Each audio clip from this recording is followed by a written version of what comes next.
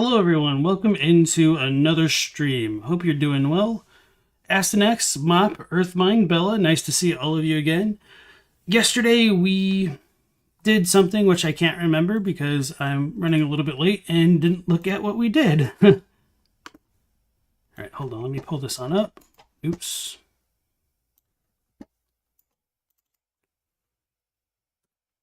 So we have... Oh, that's totally the wrong thing. There we go.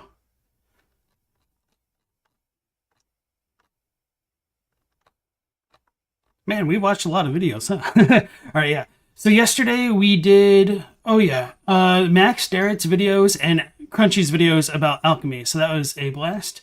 And today we're going to go through a couple things by Zullie the Witch, Smoughtown, and Michela. Michela, and we're gonna go look at more Bloodborne lore today than in previous episodes, which is perfectly fine. So this got released yesterday by Zullie the Witch, challenging one of the Elden Ring's oldest theories. This doesn't actually make sense, so it looks like Zullie the Witch is going to challenge the idea that the three fingers and the two fingers were once connected. And apparently there's a little bit of a spicy Reddit post that goes into some of this stuff, so I figured why not look at that after this as well. So that's kind of on the docket for today. Hope you're all ready and strapped in for all the kind of spicy hot takes that I'm sure are going to come up as a byproduct of Zullie's video here. And should I read these out loud? Yeah, because Zullie's just text over the screen and doesn't have voice. I kind of forget about that. Hey, Scalweezy and David Mitchell and Mortis, an Elden enthusiast. Nice to see all of you guys. Alright, so challenging one of Elden Ring's oldest theories by Zullie the Witch. I'm not subscribed? Huh. I guess I don't really watch a lot of their videos. It's just, I've just known of them. Or I get told about them. I don't, yeah. Alright, so hands or something. Oh yeah, let me know how the volume is. It seems like it's a little bit loud because of the music. So hands are something of a fixation in Elden Ring's designs. Hands are something of a fixation in Elden Ring's designs, with various multi-armed horrors and massive skittering fists. A little loud? Okay. But of the many hand-related NPCs, the most enigmatic are the two fingers and their counterpart, the three fingers. Because both sets of fingers seem to add up to a whole hand, a lasting popular theory is they're meant to fit together. While this makes sense on the surface, close inspection shows they may be much less compatible than they initially seem. Examining the three fingers, their orientation makes it clear they're the thumb, index, and middle finger of the left hand. With that in mind, if the two fingers were joined to them, it would have to be as the ring finger and pinky of the hand. So somebody in the Discord did kind of disagree with this interpretation of the two fingers and the three fingers, where they think the three fingers is supposed to be the thumb, the middle finger, and the pinky, which I don't really have too strong feelings about it, but I do think that is probably kind of right, just with the way that it's oriented in the cutscene, because the middle finger is in the middle of the hand, but to be fair, it's exactly in the middle and not where a normal middle finger would be, like a human hand. Okay.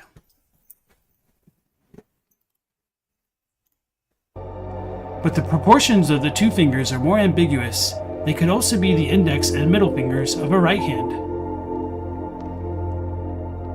If so, an inspiration for the fingers may have been the image of Baphomet, a figure associated with balance and duality. Man, Zullie doesn't even go through the effort of censoring the Baphomet image that Max is censoring. Or is that Crunchy? No, that was Crunchy. Notably, the fingers seem to mirror Baphomet's hands, with the two fingers spread on the right and three fingers on the left. Trying to discern which finger is which may be irrelevant, though, as there's a much more pressing issue: their sizes. Oh, it was Max? Okay, thanks.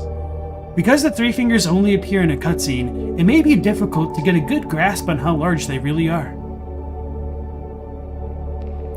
If we spawn them outside the cutscene though, the difference is quite staggering with the 2 fingers towering over them.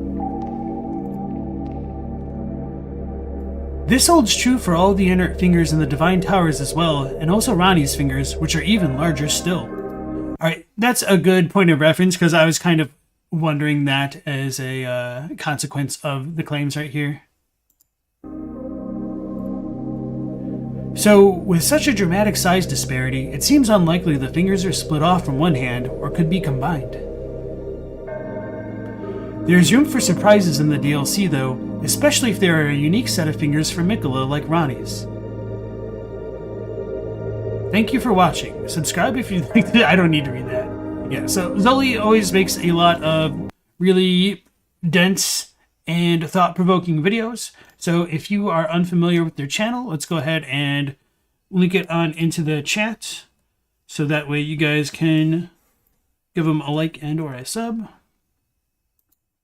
So yeah, as they said, this is one of Elden Ring's oldest theories, and a lot of people have taken to it. Maybe I should watch the April Fool's video that goes along with this idea here. Yeah, okay, I'm gonna go to the Elden Ring and April Fool's. I don't remember what it's called. Just to give.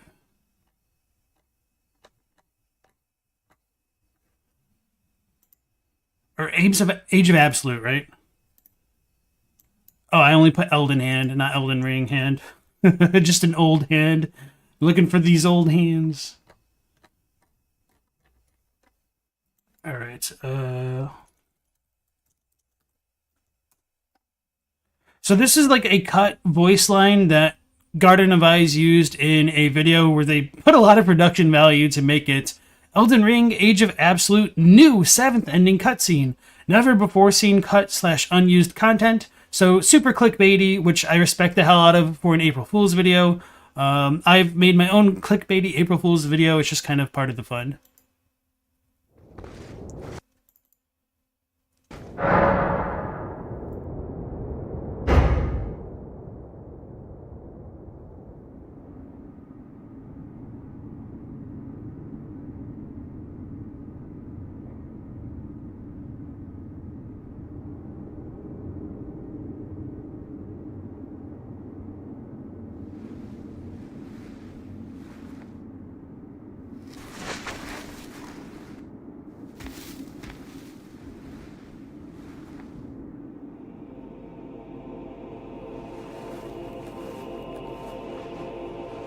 And of course, the first hint that things may not be as they seem is just because it has the Garden of Eyes, like, helmet on. The unused content from Bloodborne. But I think they kind of do that for a lot of their videos, I don't know.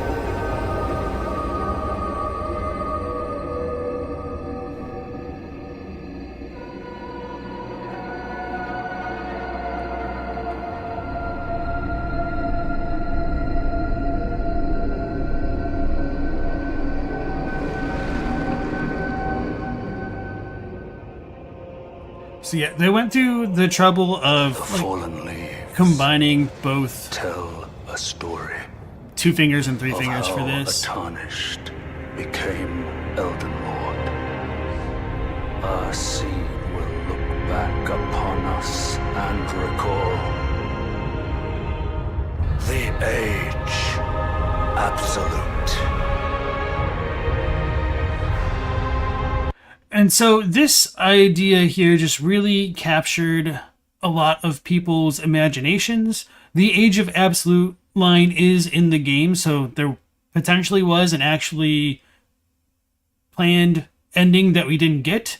And who knows what we'll get with the DLC, right? Because the DLC will fix everything. So yeah, a lot of you guys were arguing in the chat that we shouldn't perhaps take the size of these models too literally, because of how contrived it may be. We were having some discussion in the Discord that like the frenzied flame hand might be like being burned and like melting, and if it was like stuck underground, maybe its power was diminished, and as a byproduct of its diminished power, It has a diminished size as well. I mean, you could make up a lot of theories as to why we shouldn't believe Zullie or why we should. It's just kind of part of the fun in coming up with these spicy hot takes. But yeah, this idea doesn't necessarily come from like the Garden of Ice here, because it just kind of makes sense that if you have something with 3 fingers and something with 2 fingers, if you add the 2, maybe there's something with 5 fingers like a hand, right?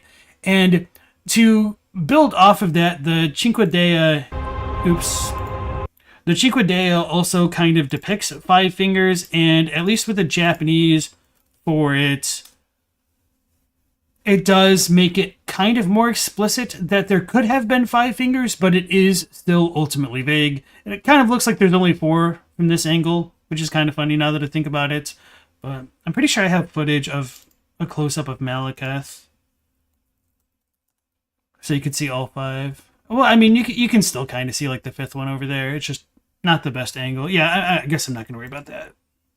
Hey, and Rand Paul Ryan, thank you for the 20. It's like a third of the best lore community in one stream. Thank you. I appreciate that. 3 fingers is a grower, don't be mean. All right. Captini Laseri, it's been a while. I think I remember saying your name. Welcome to the stream. And Rabs, everybody who's joining in. Elden Enthusiast said, in 1.0, it was said the Greater Will granted intelligence to the beasts, but now the description is vaguer? It is more vague? Let me look that up. Hold on. Do I have it?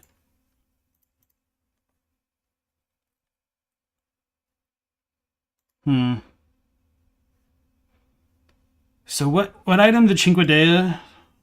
This would be a weapon, obviously. Let's pull up. I think this sheet was originally compiled by Zullie as well. So for anybody who, yeah, I should link this in chat. I don't know if you guys know of this, but there is a text dump that can compare the 1.0 text to what came later, maybe day 1. Because I don't know if this has been continually updated or not, but if you ever wanted to compare like the different versions of the game text, this is a good resource for that. So let's go ahead and look. Cinque Dea.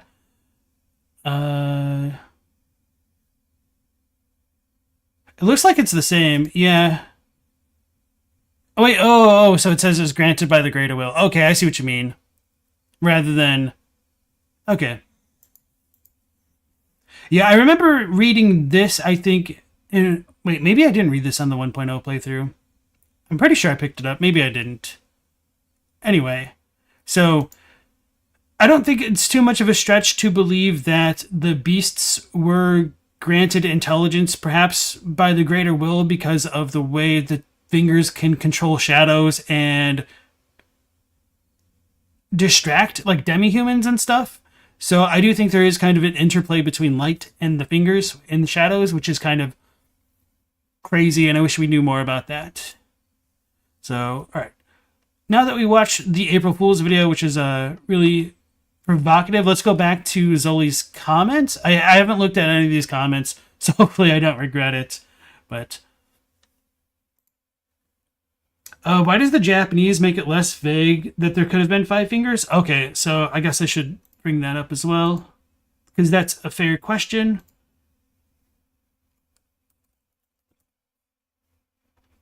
Because I don't remember the exact terminology off the top of my head.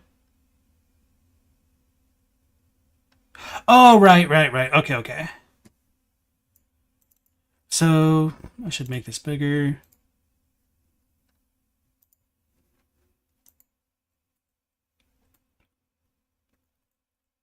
I can't really fit all of it onto the one page right now. I guess I could shrink this. But anyway, for the English, it says, the design celebrates a beast's 5 fingers, symbolic of the intelligence once granted upon their kind. Whereas the Japanese is like the intelligence that was once granted upon the beasts long ago. How do I English this? I kind of dug myself into a hole with that first phrasing there. But anyway, like this, like, is modeled on 5 fingers, which symbolizes the intelligence that was once granted to the beasts long ago. So that's kind of the difference. That it isn't a beast's 5 fingers. We don't know whose or what's 5 fingers it is. So that's kind of the difference. So it's very subtle, but I do think it can be very impactful because, like I showed off with the actual icon of it, there are 5 fingers on it. So that might tie into the whole like pseudo age of absolute 2 plus 3 fingers equals the 5 fingers theory that we're looking at now. Graceful Aurora can't bend the ring and pinky fingers the way the 2 fingers do. Totally more of a pointer and middle finger move? Huh. Yeah, I guess that kind of makes sense. But I mean, that also assumes that like the 2 fingers are more of like a human hand than an inhuman one. But yeah, that's an interesting point. Okay. All right, so let's check out some of this stuff here. Okay, so Zullie made a comment. Maybe should I zoom this in for you guys? I guess it's no worse than my actual chat. Let's make it a little bit bigger.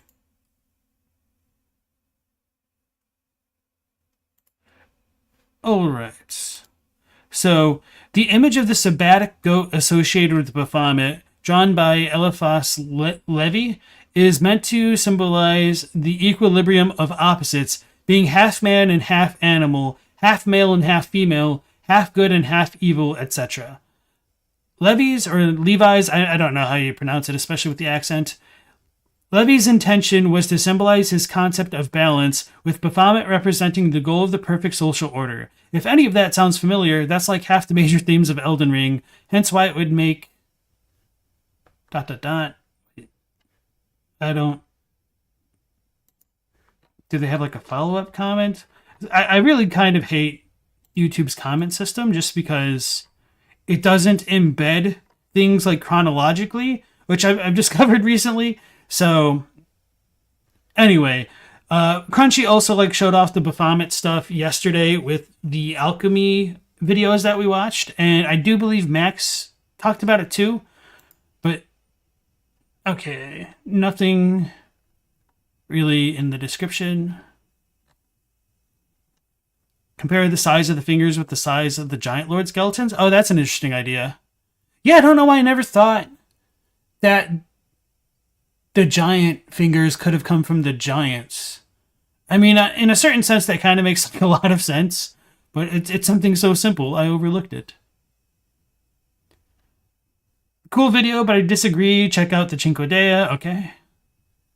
The Greater Will made a mistake. Oh yeah, so one thing that might be worth considering is that the One Great might just be another name for the Greater Will. Why do I ever close this? Because it just makes more sense to leave it open while I stream. Oh yeah, I know why. It's because it's on this window and I just try to get rid of it as soon as possible. The One Great. So I don't really believe this too strongly, although to be fair, I don't really believe in the One Great that much at all. It's got to keep loading. But in Hayata's dialogue, is it actually pronounced with like how you're saying it, with Bahamut with clogged sinuses? Hey, shut up about my clogged sinuses.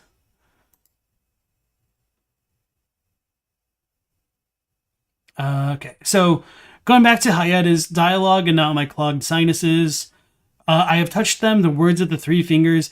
As your maiden, allow me to divine them. All that there is came from the One Great, then came fractures and births and souls, but the Greater Will made a mistake. So, with her talking about the Greater Will in relation to the One Great, many people believe that the Greater Will came from the One Great, but it might also be possible that she's saying the One Great as a name for the Greater Will. And, yeah, take with that information what you will. What you greater will, I guess, if we're going to make awful puns.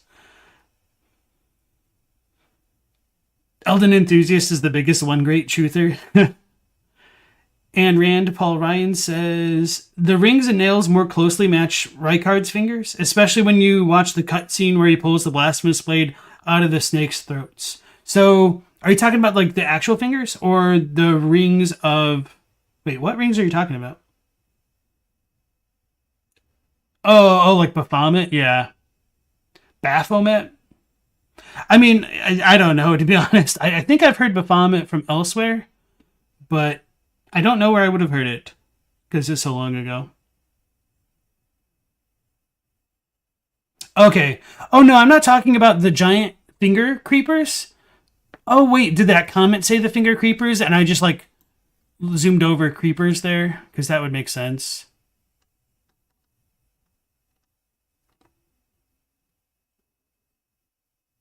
Oh, no, no, no. Yeah, okay. So you were just a little bit confused, Ayn Rand. So they're talking about the actual giant lords, and I'm assuming they're talking about the ones in Caelid. Let me pull up an image for the chat. Giant.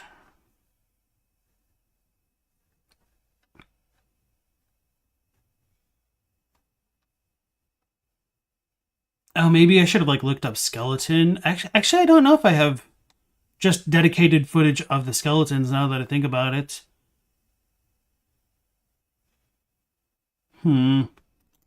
Skelly.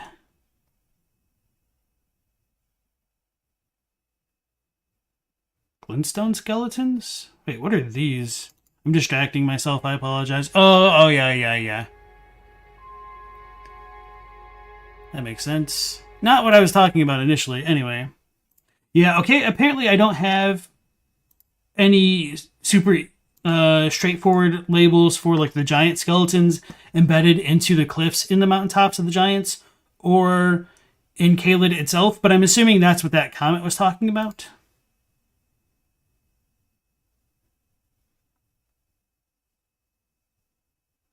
And so, yeah, I do think the giant skeletons are different from the finger creepers, as they're called according to like the one like cool nail weapon.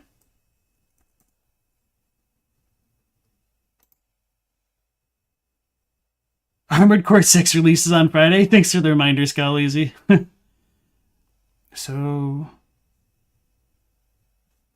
wait, what about Zullie's last video before this one? Let's go ahead and look real quick. Some unintentional cut content? They left a note in the files? Oh, it's about Wilhelm. Oh, these. Okay, okay. Yeah, so these are the skeletons that I believe the comment was talking about.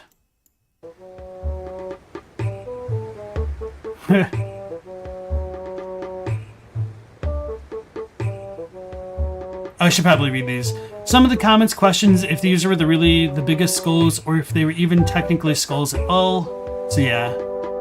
The massive skulls appear not only in Caelid but also the mountaintops of the giants using a slightly different model.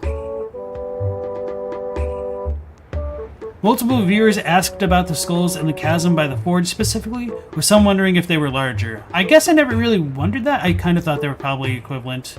But surprisingly, it turns out the skulls on the mountaintops are all actually much smaller than their Caelid counterparts. Interesting, I would not have expected that. It is still worth a closer look at these skulls though, as their composition is notably different from the Caelid versions. In Caelid, the skulls are found covered in clusters of fungi and entangled by roots as they peer out from the terrain. As such, many viewers questioned if the skulls were actually bones at all, or just some weird growth of the scarlet rot. I mean, I guess that makes sense. But the mountaintop skulls are much less cluttered, with visible necks, rib cages hinting at their full anatomy. True story. And knowing the torsos are there, you can even see them by the Caelid skulls, hidden in plain sight under layers of fungi. So, although it's not clear why the Caelid skulls are so much larger, it feels likely they were also meant to be remains. Still, everything about the skulls is open to interpretation, as they're not referenced in dialogue or item descriptions. This isn't... Oh no. This isn't the first time Miyazaki has put a giant skull in a game with no explanation, and probably won't be the last. I wish I could super like just for the little stab in the heart there at the end. So yeah, another good video. I wasn't intending to add this one to the list, but I mean, when they're all like 2 minutes long, let's go ahead and just share it in the chat if you want to give them a like. Oh, sorry if it's a weird question. You were watching a bunch of Smoughtown videos, and when they referenced my work, they used they them a lot, and you were wondering if I use they them. No, I don't, but I mean, I also don't really care if they use a singular they them to refer to me. You could say that my pronouns are he, him, or last in Protagonist. It's all good. What forge are they talking about? So the Forge of the Giants. So if you try to cross the chasm and look down in between, like where there's the entrance into the fire giant fight on the right and the entrance to the left where you can summon Alexander, there's like a big ass skull down in the chasm between the gaps, or in the gap rather, in between the cliffs. So let's go back to their comments. Size is less of a concern than it may appear. It's like the proportional to its power. Okay, so that's something that got mentioned. Since the time the fingers were split, the 2 fingers grew strong while the 3 fingers grew smaller. I don't know about that, just because... I mean... yeah, I guess it kind of makes sense. I guess it's really arguable. So... you could make the argument that after the shattering, the 2 fingers should have gotten a lot weaker, whereas the 3 fingers, it probably didn't affect them as strongly. But I guess that also presupposes the notion that the 2 fingers are more directly governed by the Elden Ring and the Urge Tree than the 3 fingers are, and that might be not true. We just don't have enough info there. You're glad you didn't have the 2 fingers spoiled to them as a new player. All the way up until you saw them, they thought that the 2 fingers were some kind of metaphor for a couple of people who are pulling the strings for certain major events. You walk through those doors and it was like, oh, it actually is 2 fingers. Okay, yeah, I get where they're coming from with that. So yeah, when I was playing through Elden Ring, I was like, oh, 2 fingers? Is it supposed to be like Littlefinger in A Song of Ice and Fire? So, or Game of Thrones? So yeah. Once we did get that reveal, I realized that it was a little bit more literal than I was expecting. I thought it was like a nickname, kind of like the all-hearing brute and stuff like that. Hey, Ava, nice to see you again. You missed my full opinion on Zullie? Not really. I don't have super strong opinions about the 2, 3, or even 5 fingers or the 1 great. I'm just waiting till everyone fights to the death in their comments about their interpretations, only for everyone to get like proven wrong in future content, or just it never get iterated on again, as per usual Miyazaki fashion. No, it's fine if it's a... yeah, no, that was a perfectly fine question. Don't worry about it. If you look at the door to the 3 fingers, it looks like a larger 3 fingers was imprisoned than the one we find. And yeah, some of it could just be because they literally needed to fit it within the camera frame, and to make it look like it was grasping the tarnished, as opposed to being so large it just squishes them, perhaps. So I don't know how much we should take as like the literal sizing of the 3 fingers, or something that they could use to represent the idea of being like literally grasped by it. So I think one thing that can go in line with that is how the size of certain items and beings in FromSoft games are inconsistent. And the one that stands out to me extremely well for Elden Ring is the Bolt of Gransax. It's really ironic to me that you climb the Bolt of Gransax and pick it up, but the bolt is still there, and you get another one, and it's like probably a 40th of the size of the original, if not even smaller, perhaps. So... going along with that, if you compare certain weapons that enemies have, they'll like, and they use them in their models. The Tarnished, when they use that exact same weapon from that enemy, it's a smaller version of it. So there is a little bit of suspension of disbelief with sizing, and I also think it's important to consider the ability of the 2 fingers to kind of like metamorphose in terms of being able to get integrated into the Tarnished. Maybe it could be originally a lot bigger, but it wants to imprint its knowledge directly onto the Tarnished, So it becomes smaller to make sure that it's like fingerprints, and therefore its words are able to be properly etched into their subject.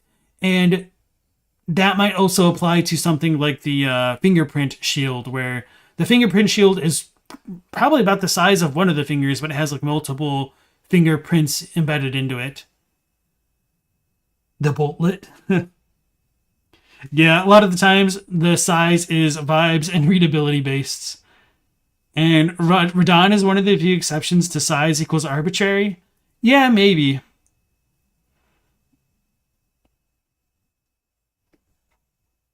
Yeah. They can't squish the Tarnish, they need to caress them.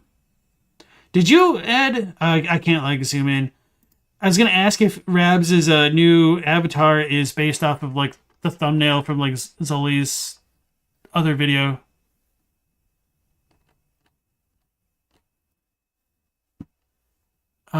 So going back to Zullie's comments, somebody else took the 2 and 3 fingers as a thematic and symbolic relationship rather than a literal one.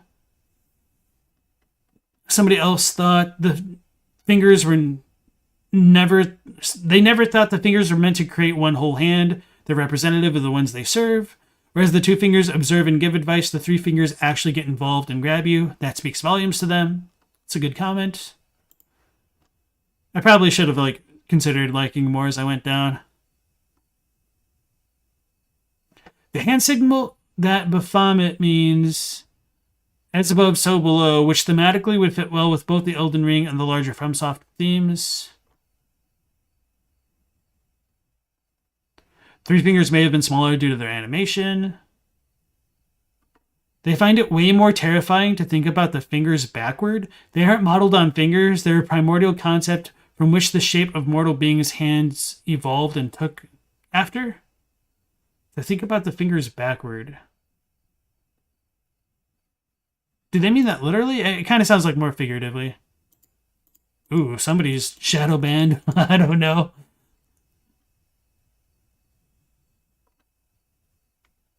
So John White's 1534 is fairly certain the 2 fingers are the ring and middle finger associated with loyalty and control, if they remember correctly. Rings have a language like flowers, and which fingers you wear rings on says different things. Yeah, I don't actually know a lot about the thoughts on the symbolism of fingers and what ring corresponds to what in Japanese culture, now that I think about it, or kind of even Western one, to be quite honest. They think the other 3 were power, wealth, and strength. Okay.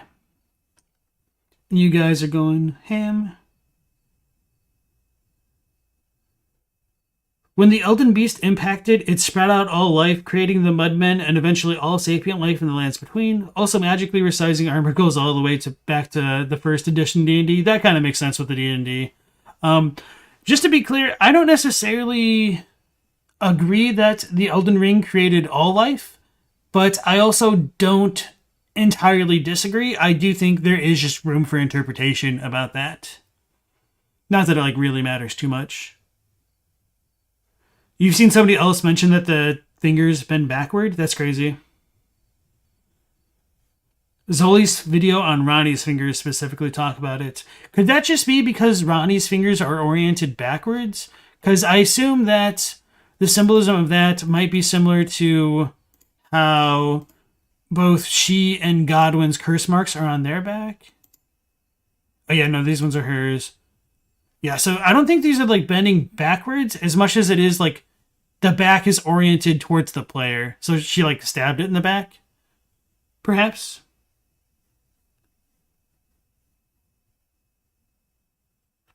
Miyazaki likes some occult stuff, so you could see him dipping into palmistry, or is the umbrella term chiromancy? Chiromancy? I have no idea.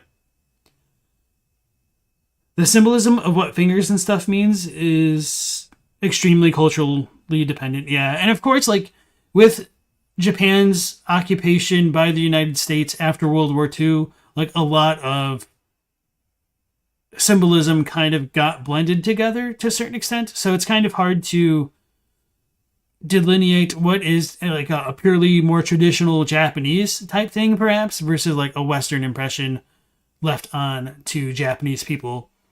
Not to like discredit the idea, I'm just kind of curious what that symbolism could be between the cultures. So I might look into that sometime. Not that I really think it pertains too directly to the lore, but just to satiate my own wild curiosity, as Maria may say. So yeah, the comments on Zullie's videos seems pretty tame. So let's pull up the Reddit stuff, because apparently this is supposed to be spicy.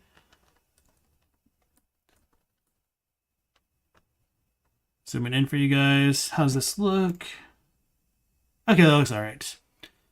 Counter argument to Zullie's recent video about how combining the 2 fingers and 3 fingers together doesn't make sense because they don't form a human hand. Because it isn't a human hand, it's a dragon one. Oh, so they think it's a dragon hand. Oh, so is that where we got the one picture? Okay.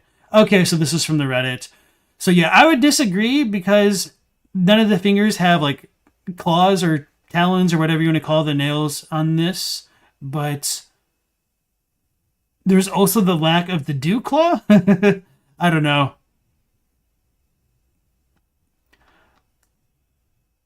One conclusion of Zullie's video is that the 2 fingers and 3 fingers never could have been one set of fingers because when combined, the orientations of the fingers don't make a proper hand. However, they feel like they made a massive error in assuming it was meant to be a human hand, and humans are relatively newcomers to the world of Elden Ring, so why would ancient messengers of the gods resemble human hands? I think that's a really good question, but I think you could also make the argument that it's more of like a divine thing, and like the human form is more divine than the dragon form. And I know some people believe dragons to be like more chimeric creatures than anything. John Paul Cochran thought the 3 fingers were akin to a chromosomal abnormality, and them being shunned is the same as others, like the other people born with irregular births being shunned, aka like for example, the omen and misbegotten. Maybe. You just thought they're called the 2 and 3 fingers because they resemble fingers? That's also a good possibility.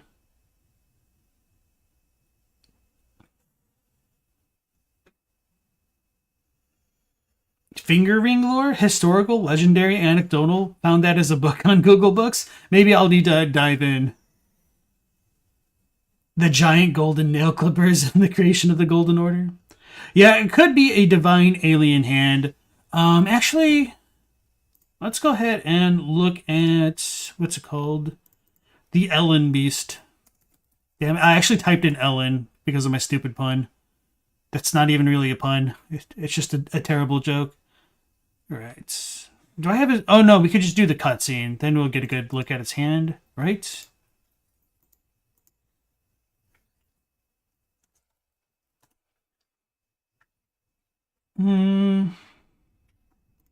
Maybe this will be good.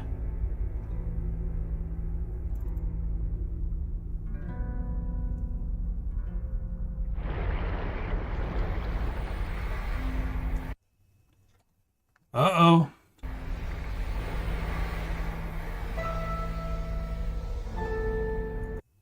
So, yeah, I do think you can make the argument of the 2 fingers and 3 fingers kind of being analogous to the hands of the Elden Beast, which is also not quite draconic in its appearance. Oh no, it's got the 3-finger grip plus 2 random fingers. I think that's good enough. Not to like poop on this theory, because I like the novelty of it for sure. They talk about the Cinque Dea. Literally, yeah. Oh, yeah. And I guess it is also important to note that the actual etymology of Cinque Dea literally translates to 5 fingers from Spanish. And so there could have been the 5-fingered envoy from that. So, yeah.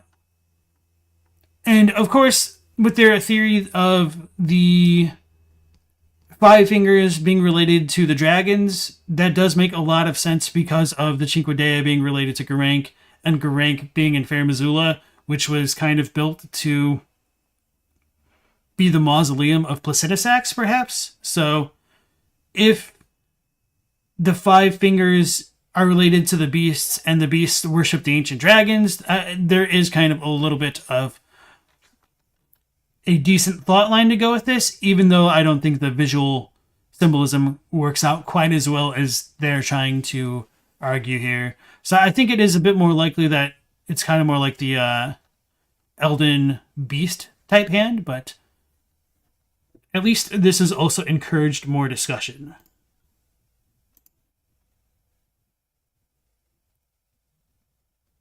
There's an old philosophical work mentioning intelligence, beasts, and five fingers, where the constellations are rearranged into the shape of a beast sent down to the world below by Jove.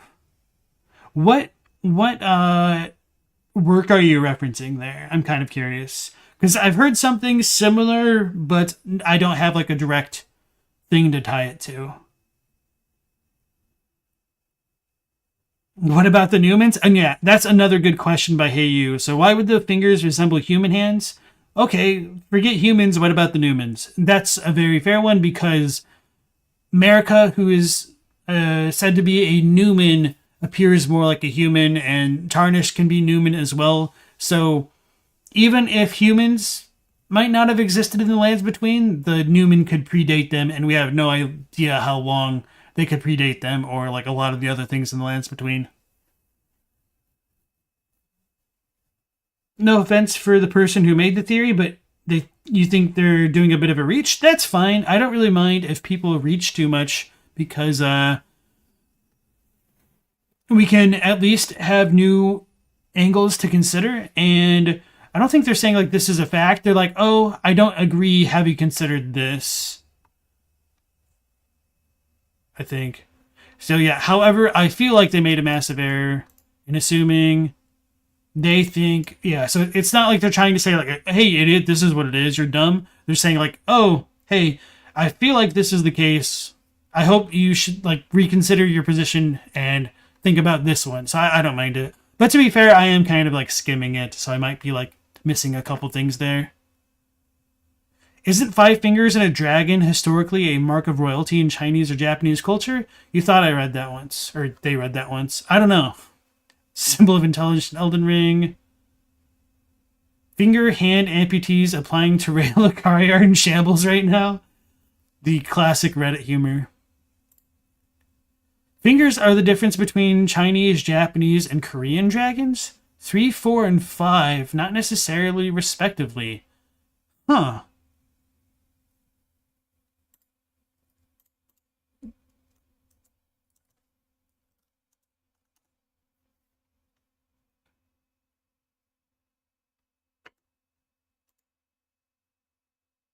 Oh, this is dictionary. Okay.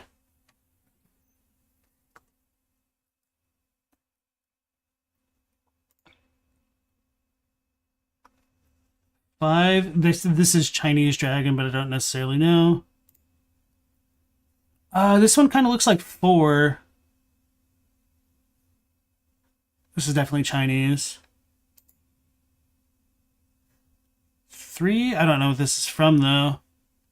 Yeah, I guess I'll need to like look into that because that's not something I've heard about. This one has 5. Yeah, this is kind of blowing my mind. T-Rex. Oh, yeah, well. Is this Ghidorah? I actually don't know my Godzilla kaiju extremely well, believe it or not. I've watched, like, the original Godzilla a couple years back, because I watched it when I was a kid, and I didn't really appreciate like how deep of a movie it was, but the original is actually pretty decent and not like the summer blockbuster 5 out of 10 that just, yeah, anyway, moving on beyond Godzilla. I'll need to look into that idea as well. Oh no.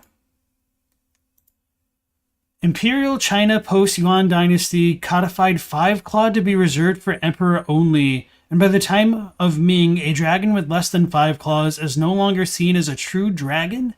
4-clawed is sometimes called a python, while 3-clawed is called a flying fish. So I'm assuming they're using the English equivalent, and like the Chinese characters might differ a bit in its meaning, or like probably a little bit got like lost in translation. Not on their part, but just like historically speaking, I'm assuming. Prior to Yuan Chinese dragons could have 2 to 5 claws, but 3 was the most common during the Tang Dynasty. Korean dragons usually feature 4 or less claws since it was a tributary. Oh yeah, because in Eastern regions, dragons are associated with rivers because of their like coiling, winding, rapid nature. So that's what they mean by tributary, like tributary in the sense of a river. And maybe they could mean this in the sense of a tributary as like a state to another one, like paying taxes as tribute. I don't know. However, there have been cases of a yellow dragon robe. Korea usually uses red since red is the color of kings and yellow is the emperor only, with 5-clawed dragons being bestowed to the Korean monarch as a diplomatic gift and political recognition. This kind of activity is also seen with the kingdom of Tibet and Ryukyu.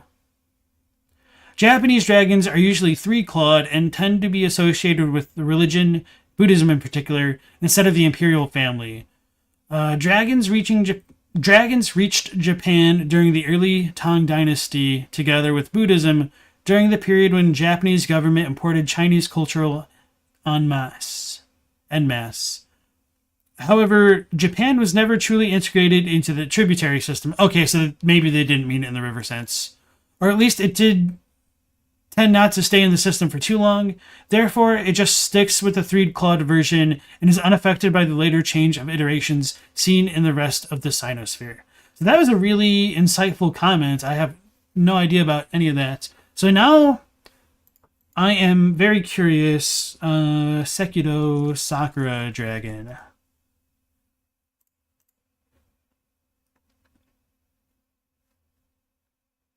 Do we have a good zoom in? It's kind of hard to see. It's not the best of angles.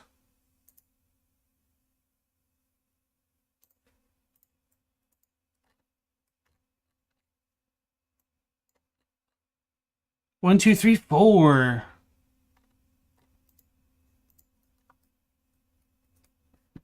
Let's try to get another perspective. Oh, this one looks a little bit clearer. Is this like official concept art? That looks a little bit different.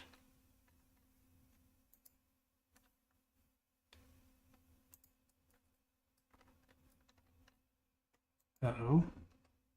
Okay, yeah, it definitely looks like 4. It's missing the one arm. Alright, let me look at my chat.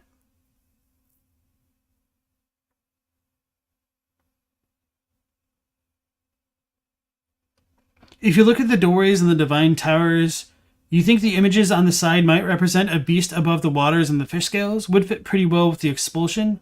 Okay, Tony Pepperoni, welcome to the chat, as well as everybody else who's dropping in. So yeah, I have wondered what that kind of weird-looking fish snake-looking thing is, but I don't know. So if we have other thoughts to go along with that, I'd be eager to hear them. Pisces was a banished constellation? Into the form of the beast. Okay. Dragons and claws are very important in East Asian cosmologies. Cool. According to the four-toed foul-foot item description, 3 toes are seen as bad luck, and 4 toes you assume are good luck. Could that mean something? Yeah, and that was something I didn't know if it was a specific Elden Ring thing, but now I am more curious if it like extends beyond that. But you are right to point out that 3 fingers were a sign of bad luck, and doesn't something only have 3 toes in Elden Ring that I can't think of off the top of my head? It's definitely not the ancient dragons. I don't know. 5 fingers for the emperors and his successor, 4 for princes, and then less for other government officials. Okay.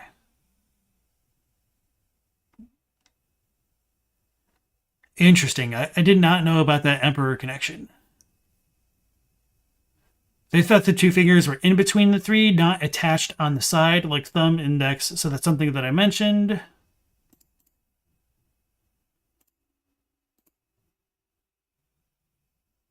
If that's the case, then the three fingers must be the metal hand.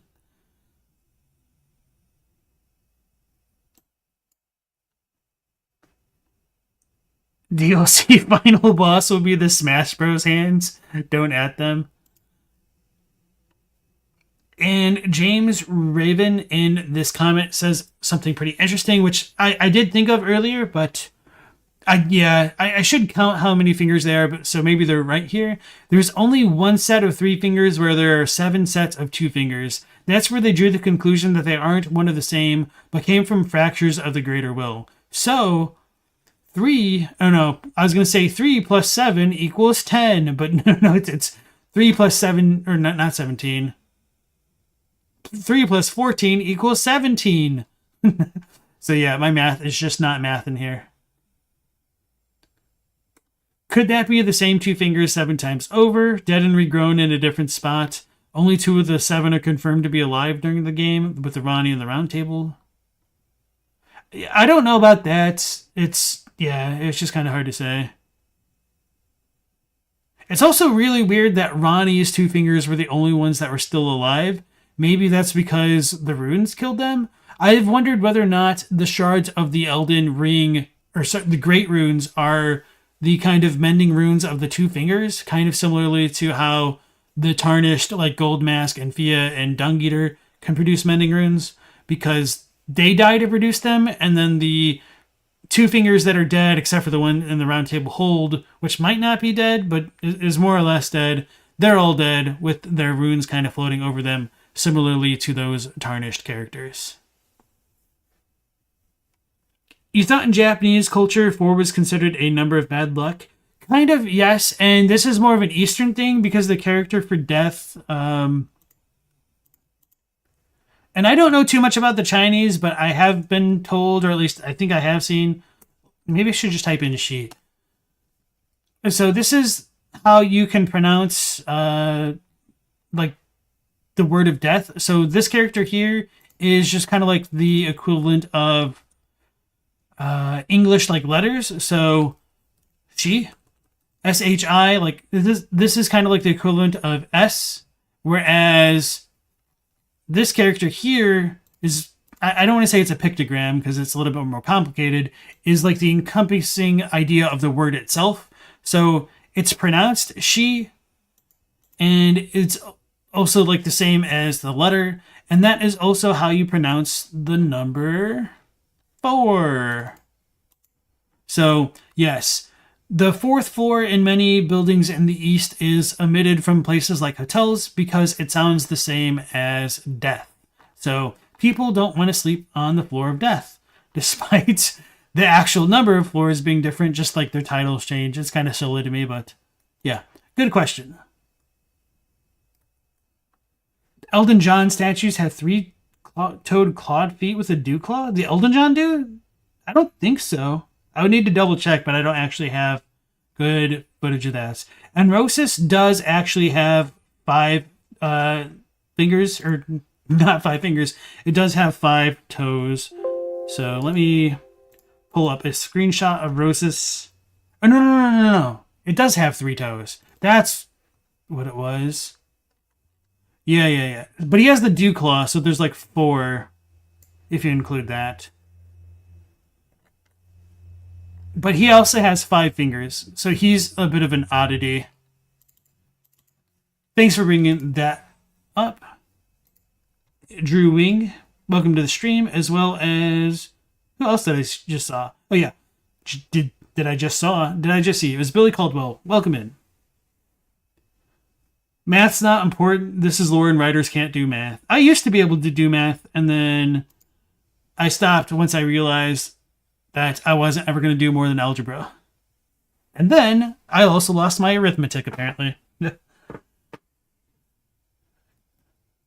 I meant more like I wasn't going to go beyond algebra's usage in my daily life, for the record. Like I have done a little bit more math than that, but it's not like I'm bragging about that because I can't say that I'm like proficient. You didn't know the Elton John had feet in a statue? Yeah, I don't think I have a close-up of his feet or anything like that.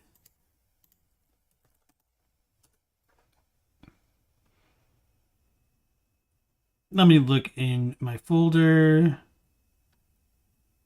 Yeah, Actually, I don't think I really have much of a close-up of him in general, just because he's been covered so much.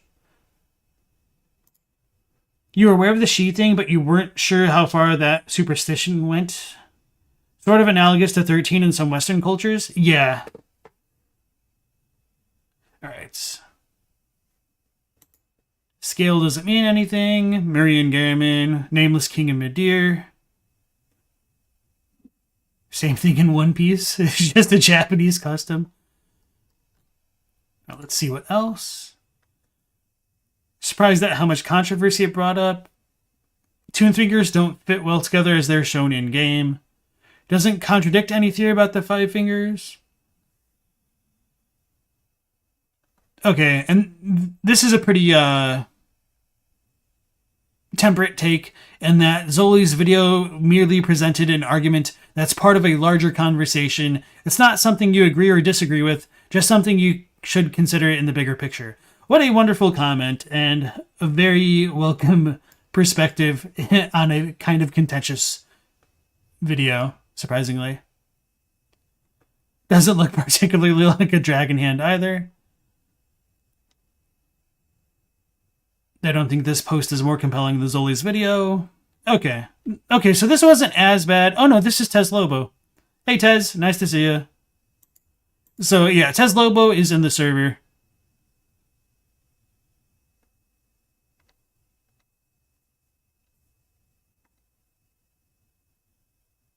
All right. Let's go ahead and move on. Holy crap, how the hell did we just spend an hour on a 2-minute video?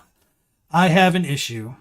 Okay, so we'll move on from this, lest we spend any more time and go way over tonight. So, a good video by Zullie, as always, and next we'll be pivoting into Bloodborne lore with Michela and Smoughtown, with the topic focusing on gods and nightmares and the Great Ones. So, 2 related ideas here.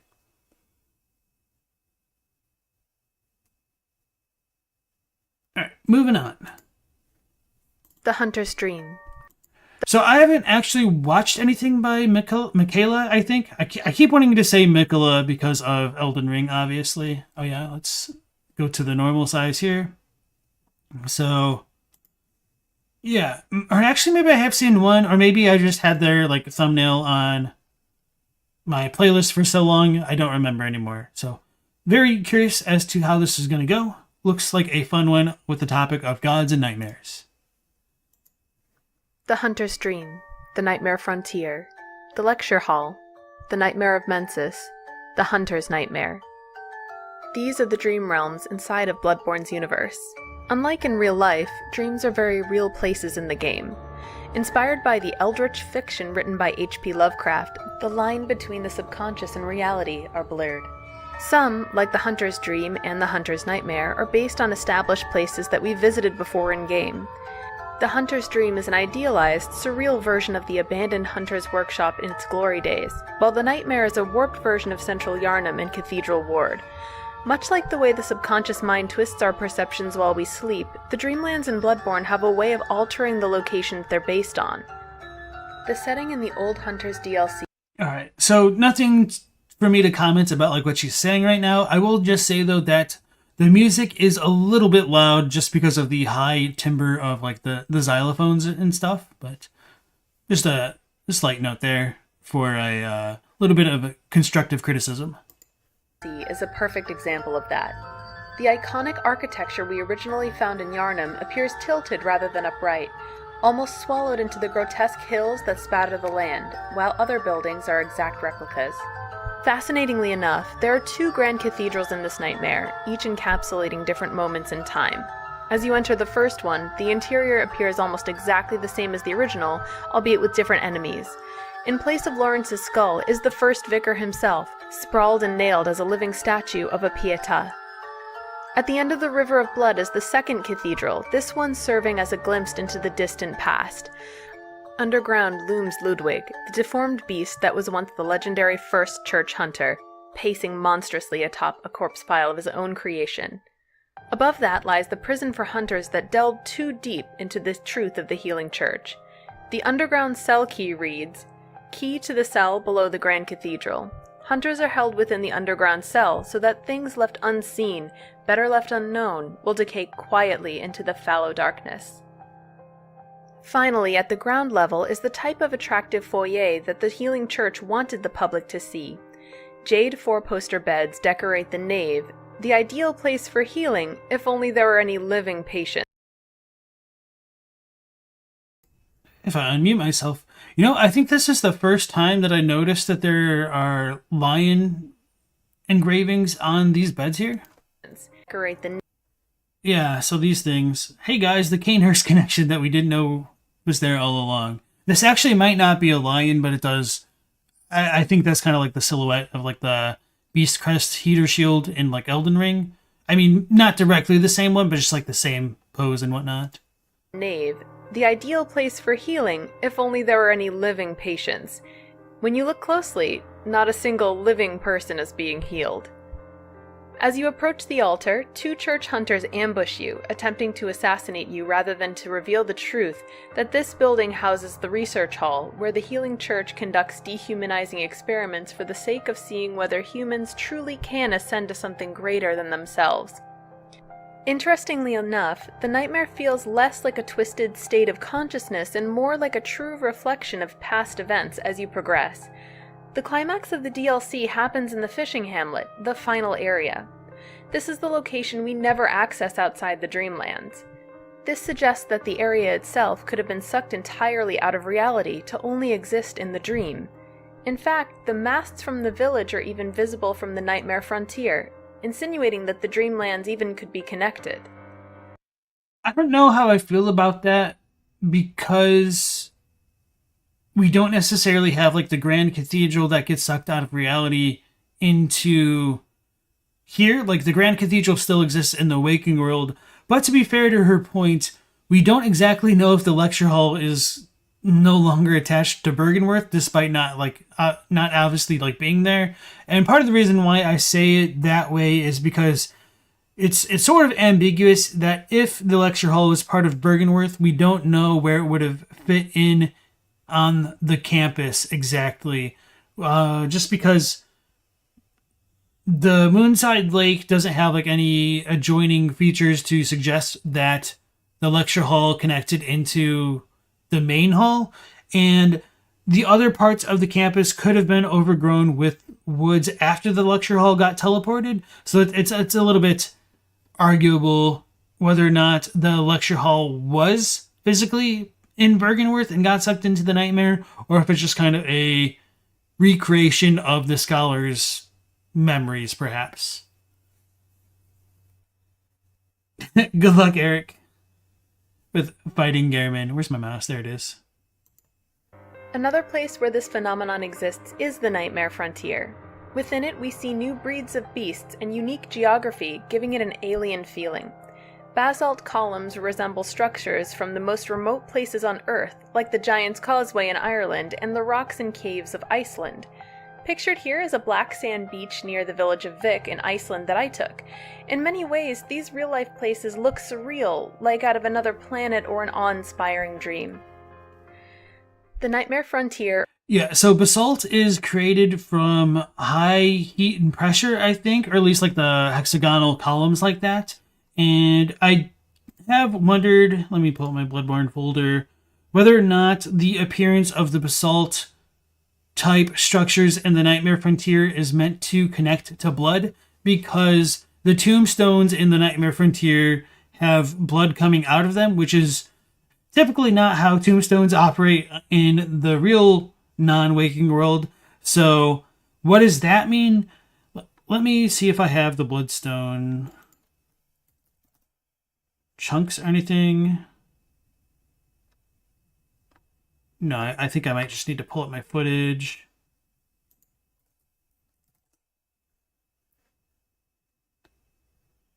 Where are we at? Consumables, relic materials. I need upgrades, don't I?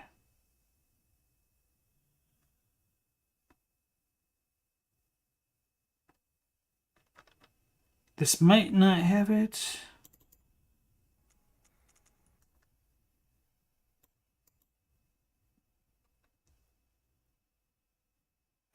not that one.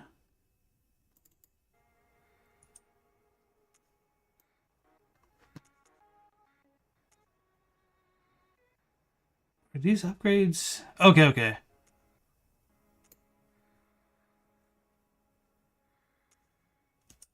All right, so it's kind of hard to zoom in on and show this directly. I guess I should have had an icon saved or something. But if you look at the bottom of Blood Rocks and like the other Bloodstones or Bloodstone shards, it looks like they could have that same kind of hexagonal feature that is present within the Nightmare Frontier and of course in parts of the Hunter's Nightmare.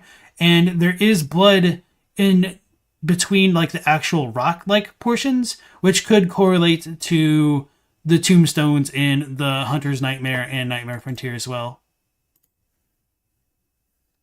The real non-waking world? Yeah, I'm talking about that whole IRL thing. My local cemetery isn't dripping in blood. Nah, it's too hot to keep dripping. Most of the nightmare structures seem to be full of bloody goo. Yeah, so I do think there's a very strong possibility that the nightmares are affiliated kind of literally with blood. And they might be like reconstituted memories of the dead as they exist in blood by the virtue of being blood echoes, or the dying wills of blood, as it's called a little bit more literally in the Japanese. Teen Sith says, if we take the DLC Nightmare Realm as the curse of Kos, it could be that she did literally curse the fishing hamlet to become part of the dream. And yeah, that's another issue to consider, that Great Ones are able to take things from reality the waking world and put them into the dream, as with the Amygdalae, which teleport us into the Hunter's Nightmare and the Nightmare Frontier, respectively, or technically the Lecture Hall. So there is a little bit of evidence to suggest that her idea could be pretty grounded here, but it's just we don't know where the fishing hamlet actually is in relation to Yharnam. So just me being a little bit skeptical, not to say that she's wrong, but I'm just skeptical is all. Originates from an ancient land that existed far below Yharnam's time, Loran. After beating Amygdala, we receive the Ailing Loran Chalice, which reads, Loran is a tragic land that was devoured by the sands. The tragedy that struck this ailing land of Loran is said to have its root in the scourge of the beast. Some have made the dreaded extrapolation that Yharnam could be next. This leads me to believe that the Nightmare Frontier is, in fact, a part of Loran, a part of which was long ago plucked out of the corporeal world and warped into a transient nightmare. So that's a fairly common belief in the lore community in general. I don't really have strong opinions on it, but there does seem to be a bit of continuity between how you have the Loran beasts in the Loran Chalice dungeons as well as in the Nightmare Frontier. So if it isn't Loran or Loran directly, it could just be that the denizens of Loran may have been transported into the Nightmare at some point, but maybe that's a little bit of splitting hairs. I don't know. Outside of the base game, the only other time we see this land are in the Loran Chalice dungeons, which show it as a long ago lost region of swirling sand and electricity flowing through the air. One more area that was like... Oh yeah, this doesn't really pertain to what she was saying directly, but let's pull up the concept art. So that whole idea of swirling sand is a little bit unintuitive, but if you check out the official artwork of Bloodborne, and how do I get rid of this? I hate Microsoft Edge. What the hell? Oh, I just have to click got it instead of having an X on the screen. So anyway, what was I saying? Oh yeah. So the sands and lightning and stuff doesn't make a ton of sense on its own. However, for the concept art of Yahar'gul specifically, the area is coated in like this kind of sand type thing that might have been meant to correlate to what's going on in the ailing dungeons of Loran. Right, so we have the Kakushigai Yahar'gul, so the hidden village sector, ward of Yahar'gul. So there's a lot of sand here. It's not as obvious. So let's go down here. I don't know, maybe this is supposed to be it. Oh, okay, yeah, it's down at the bottom. So you can kind of see like the brushwork kind of being more sand-like than what we get. And it's kind of all over the place. So maybe this was a bit of an artist rendition or just kind of not supposed to be like a one-to-one thing with the final version of the game, obviously. But nonetheless, I have wondered whether or not there was supposed to be more of that kind of implicit connection. And I thought it'd be nice to share with you guys. Likely removed from reality is the lecture hall, which connects to both the Nightmare Frontier and the Nightmare of Mensis. The Byrgenwerth we visit is remarkably small for a setting of such lore significance. It's possible that the lecture hall is a branch of the Institute that was spirited away into the Nightmare, presumably by the School of Mensis, which originated there. The group prides itself on inhumane, surreptitious rituals to beckon the Great Ones and achieve ascension. Michela, the most prominent member of Mensis, is wearing a student uniform after all, topped with a cage. The School of Mensis controls the Unseen Village. This hexagonal iron cage suggests their strange ways. The cage is a device that restrains the will of the self, allowing one to see the profane world for what it is. It also serves as an antenna that facilitates contact with the Great Ones of the dream. But to an observer, the iron cage appears to be precisely what delivered them to their harrowing nightmare. We even find a note within the lecture hall that connects it directly to the Institute's head, Provost Willem. Master Willem was right. Evolution without courage will be the ruin of our race. This is particularly fascinating because it reinforces the knowledge that Willem supported his students' effort to lead humanity into ascension, a greater union with the Great Ones. Although the lecture hall doesn't house a Great One on its own, it acts as a junction between the Nightmare Frontier and the Nightmare of Mensis. So, Scalzi says, isn't there doubt the cages actually work?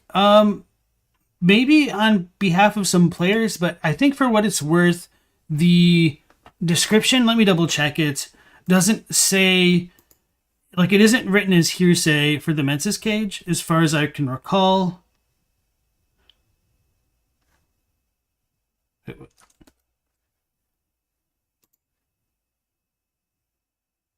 Yeah, okay, let's pull this up. So for anybody who doesn't know, I have made a guide compiling the English and Japanese text of Bloodborne, as well as incorporating my retranslations of said Japanese text, as well as incorporated Aruki Mania, a collaborator who's doing his own research with his Translation Born series on YouTube, all one word, Translation Born, like in Bloodborne. And so if you want to compare the Japanese text, we've got the official localization here, mine here, and my translator's notes, and then Aruki Mania's. So that way you can see where we agree and where we differ. And for the Mensis cage, particularly, it's said, to an observer, the iron cage appears to be precisely what delivered them to their harrowing nightmare. And this is written kind of as a matter of fact thing. So even though this says to an observer in the English, it's a bit more direct in the Japanese. So the Cage of Mensis did actually guide them into the nightmare, which is kind of crazy. And Aruki Mania's is very similar to mine. So, good question.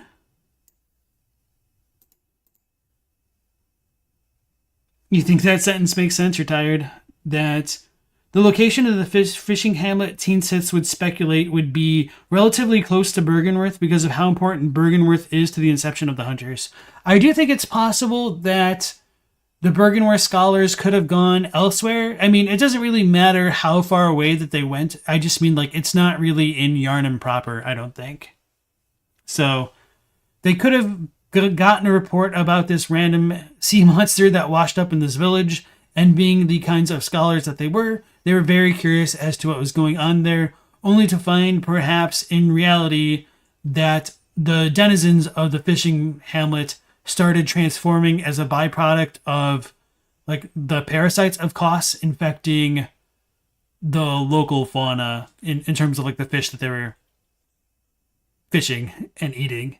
Because in the fishing hamlet, you do have like a ton of phantasms in the barrels, and of course, that's like the nightmare representation, but we also have depictions of the fishmen eating stuff off the ground, which come from bodies, and they're like all in the barrels. So it looks like the fishmen were supposed to have been eating parasites that were probably sucking the blood from Mother Koss. So they've gotten that indirect blood transfusion from a great one, perhaps. You think it's a whaling village? It's a fishing hamlet. It's a hamlet. Although each dream is unique, they all share a common thread. They're all powered by an individual Great One.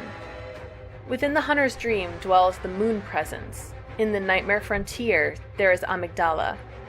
Washed ashore in the hunter's nightmare are the corpse of Koss and her orphan child. The nightmare of Mensis houses 3 Great Ones: the brain of Mensis, Murgo's wet nurse, and the unseen Murgo himself. Although speculative, the evidence to this is strong and consistent throughout. According to the Moon Rune, a transcription of Moon as spoken by the Great Ones inhabiting the nightmare, the Great Ones that inhabit the nightmare are sympathetic in spirit and often answer when called upon. Every one of the dreamlands carries evidence of its inhabitants pleased to the gods. The Nightmare Frontier appears to have been once a part of Ailing Loran, which fell to the Scourge long ago. Its people had ample reason to appeal to the Great Ones to preserve their land, and they would have been answered by Amygdala by having a dream made for them. The Hunter's Dream is Gehrman and Lawrence's tragic tale. As suggested by the first Hunter's dialogue and reinforced by the cut content, Gehrman made a pact with Lawrence to enter the dream and then eventually be rescued by him. Oh, Lawrence, Master Willem, somebody help me. Unshackle me, please. Anybody. I've had enough of this dream. The night blocks all sight. Oh, somebody, please.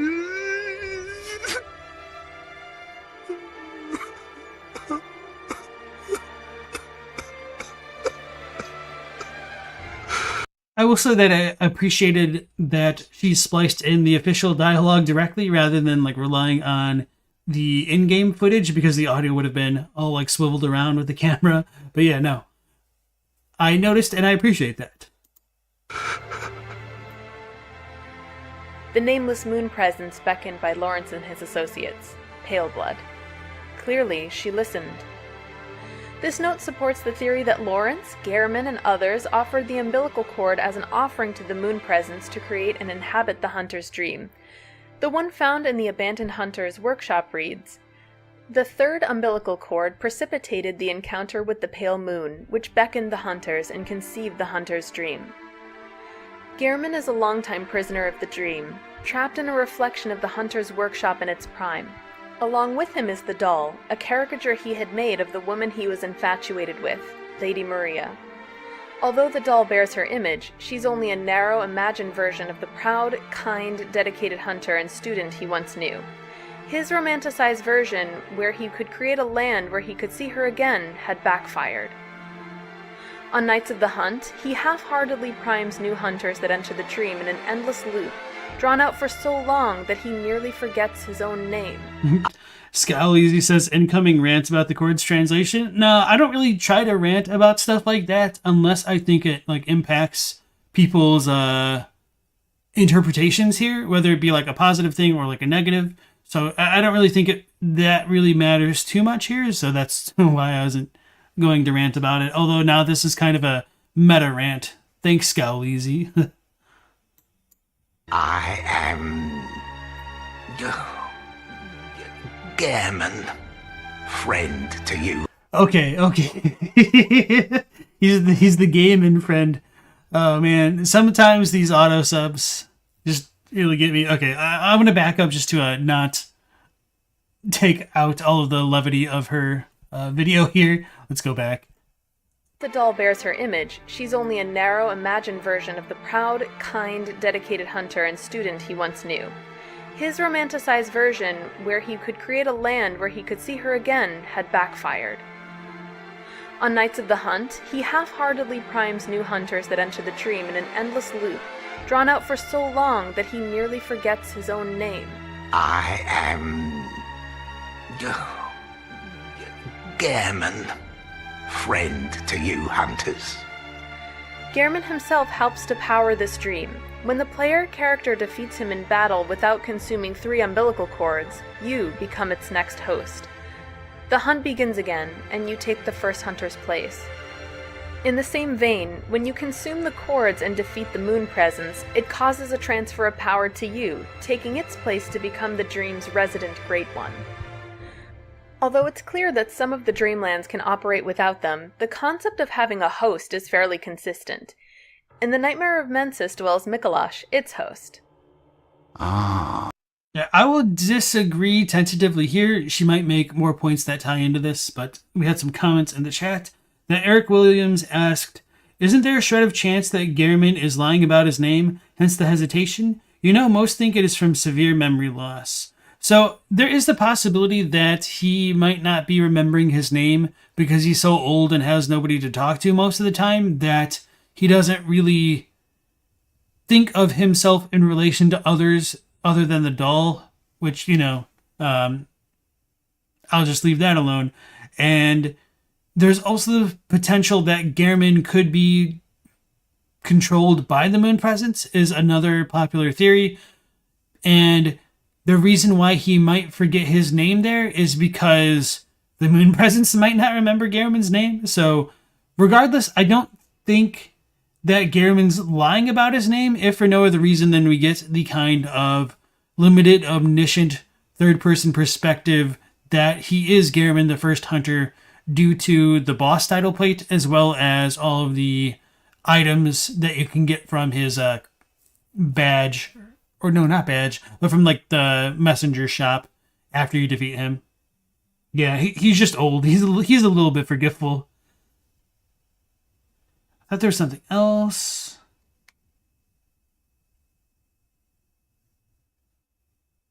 Maybe not. Okay. Cause, or some say cousin. Sonny cousin. You hear our prayers? He introduces himself by appealing to Kos. He's well aware that the Great Ones respond to those who pray to them. In fact, he and the other Mensa scholars likely reached out to the Mensis brain to escape their bodies and inhabit the nightmare. Murgo's third chord reads, "This chord granted Mensis audience with Murgo, but resulted in the stillbirth of their brains." His prayer was answered, but at the cost of his sanity and his life. The Advent Plaza is a chilling example of this. So maybe I should address this just in case anybody in chat isn't too sure of like the things that she's saying here. So I do have like some subtle disagreements. The stuff earlier with the relation of Gehrman and Maria and their kind of like shared history, I didn't really want to comment on directly just because I don't really think I can disprove what she's saying, even if I don't fully agree. And that's like nothing against her. It's just I try not to have like super strong opinions about things beyond the immediate game text and what can be inferred from it for the most part. And when I do infer things, I try to be very clear that it's still open to interpretation. So for this comment here that she's talking about the brain of Mensis, there is a bit of ambiguity present in the Japanese text on the living string that is not present in the English text, which makes it possible to read that the brain of Mensis wasn't already in the nightmare when the school of Mensis went to the nightmare, and that it may be possible that the brain of Mensis is the conglomeration of the school of Mensis's minds in the brain itself after they came into contact with Murgo. And it seems like a pretty big jump to come to that conclusion if you don't have the context for it. So let me go ahead and pull up my spreadsheet again. All right. So this is the living string description. So it says in the official localization that the immense brain that Mensis retrieved from the nightmare was indeed lined with eyes on the inside, but they were of an evil sort, and the brain itself was terribly rotten. So this description here in English uses retrieved from the nightmare, which means that the brain has to have already been in the nightmare for them to retrieve it from the nightmare. Or at the very least, like, it predates the School of Mentis based off of this translation here. Whereas the Japanese is a bit different, and it says that the gigantic brain that Mentis gained in the nightmare was certainly lined with eyes on the inside, but the eyes were completely malformed. The eyes were of an evil kind, and the eyes made the brain itself become, like, corrupted or eroded. And so why this is significant is, did the scholars of Mentis actually gain gigantic brains in the nightmare? That's a strong possibility, not just with the brain of Mentis itself, but also potentially the Winter Lanterns. But to be fair, we also have some random Winter Lanterns in the Nightmare Frontier, as well as the fishing hamlet near the underground tunnels by the corpse of Mother Koss and the Orphan of Koss. So it doesn't necessarily have to mean that all of the Winter Lanterns came from the School of Mensis, but just kind of throwing that out there for you guys to consider. I don't think Aruki Mania has done this one yet. No, that's unfortunate. Just so you guys can have another perspective.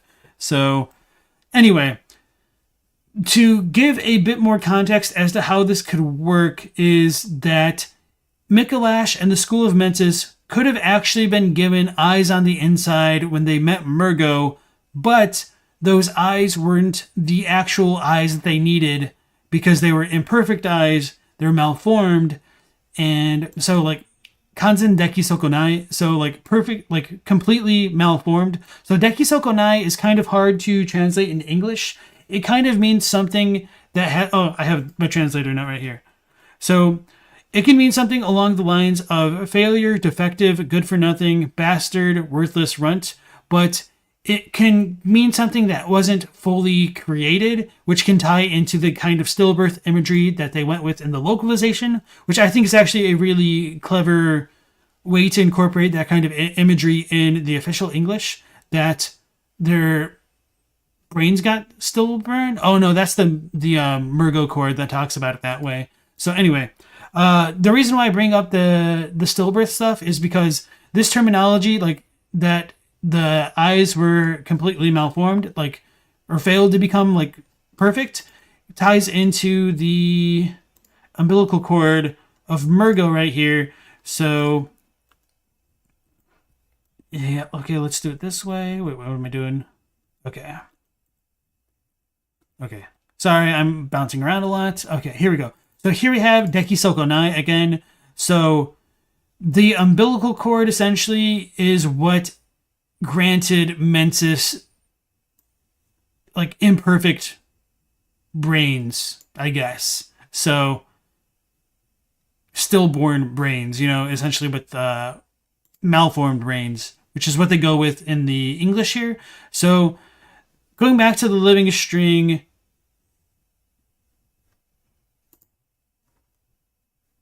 the eyes are imperfect, and they're evil eyes, and the eyes caused their brains to get all, like, scrambled, which might coincide with them potentially becoming the brain of Mensis. So unfortunately, we can't naturally come to that conclusion with the English version of the game. So I do give this context to bring back up to her point that I would disagree with the idea that the School of Mensis was praying to the brain of Mensis. I think they came into contact with Murgo. They got their desired eyes on the inside, but their own hubris led to their downfall, and they are now the kind of eternally suffering pseudo great one in there. I mean, technically it's a real great one, but yeah.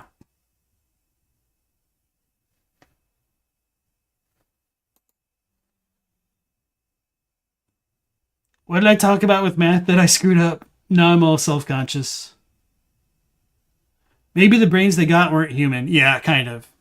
So I think it's more like the eyes on the inside. And so you need the 3 umbilical cords, or like the perfect eyes granted from 3 third cords to get the real eyes on the inside, perhaps. The brain of Mensis does look almost cutely pathetic up close after fashion. Yeah, maybe I should give you guys the zoomed in version of it. Oh yeah, no, I definitely should. Just to kind of strengthen my crazy claim that they're the scholars of Mensis. Because if you haven't looked at the brain of Mensis up close, you might just think it's literally a brain. However,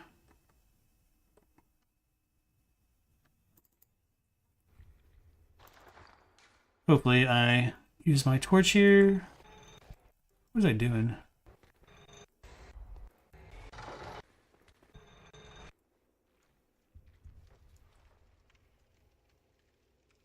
If you look at the brain of Mensis, you have like an amygdala hand, which isn't too important right now because it's like half amygdala. You've got a massive amount of skeletal figures incorporating the so-called brain. So it's not really like one brain, maybe it's many brains. The brains of Mensis. They put googly eyes on it? Yeah. So for anybody who doesn't know, a user by the name of Mug on the Bloodborne subreddit, as far as I know, went into the internal files and discovered that the brain of Mensis actually uses the same textures as an amygdala. And the difference between the brain of Mensis is that it was given like 7 of the gigantic eyeballs on the outside, and it still has the mesh of an amygdala, and with the hand of an amygdala, I've wondered whether or not it was supposed to be the school of Mensis trying to recreate an amygdala, which might explain why we have like a ton of amygdala imagery in Yahar'gul. So, bit of a tangent there, but hopefully you enjoyed and followed along. Approached the horrifying sight of petrified skeletons appearing to be part of a ritual with men, women, and children. In the center is Michela himself, dead to the real world with his consciousness very much alive within the dream. Lawrence, Ludwig, and Lady Maria are also victims of this in that they have passed away in the waking world, but live on in the hunter's nightmare. Unlike Mikolash, this was not of their choosing. Long ago, the early Bergenworth scholars raided the fishing hamlet and desecrated Kos, the great one who was worshipped there. She was with child, but because of what happened, she never gave birth. According to the description of the umbilical cords throughout the game, every Great One loses its child and then yearns for a surrogate. Instead, her child, the orphan of Kos, was trapped alive inside of her. It's clear that Kos was precious to the people of the hamlet. Pillaging her body would have been a grave blasphemy for them, and so they cursed the ones who committed it. Curse the fiends, their children too. And their children forever true. Their prayers were answered, as their town was preserved as a nightmare for the old hunters to experience a blood-soaked hunt without end, where they live on with the consequences of their indiscretions forever. When the orphan is put to rest, the message "Nightmare Slain" appeared, and the sun that was previously warped like the eye of the blood-drunk hunter item that sent you here shines brightly again. This area and the Nightmare of Mensis are key to completing the game and the DLC, respectively. It's possible that Murgo, the unseen infant who was kidnapped from Queen Yarnum and used to perpetuate Mensis's ritual, could have been the one who kept the nightmare alive. Curiously, the Nightmare Slain message appears not immediately after the wet nurse is defeated, but instead when the baby's cries are silenced. As tragic as this sounds, his mother bows to you after this. Her and her child's suffering have ended. In spite of the evidence that Great Ones are the driving force behind the Dreamlands, this remains an imperfect theory. If this were completely true, then why doesn't the dream implode on itself when its Great One is killed? However, we could just as easily ask why the settings remain after receiving each Nightmare Slain message. It's possible that these realms fade away over time, or still exist, even though they're no longer functional. All of this is up to speculation, so feel free to build on or critique this theory. In the end, this is what makes From Software titles like Bloodborne fun. They encourage us all to stretch our imaginations, to wonder what's real and what's all in our heads.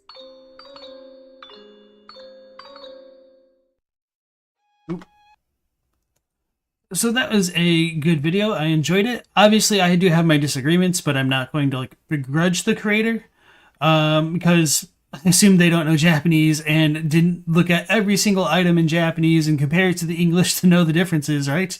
Not that I like begrudge them for that by any means. It's just too tall of an order to ask most people to know that stuff. So based on the information that she has about the game, I think this is a pretty good video. I do have my own disagreements, mostly because of my own perspectives kind of differing from many others. So let's go ahead and link this into the chat. So Lone Pareto, welcome back into the stream. Actually, I don't know if I've seen you in this stream, but I do recognize your name from the comments. The One Reborn internal name is the Failed Evil God. So yeah, so what did they call it in the notebook? The False God? Yeah. So the amygdalae are called False God in the actual notebook compared to... Actually, I think I have the notebooks screenshotted.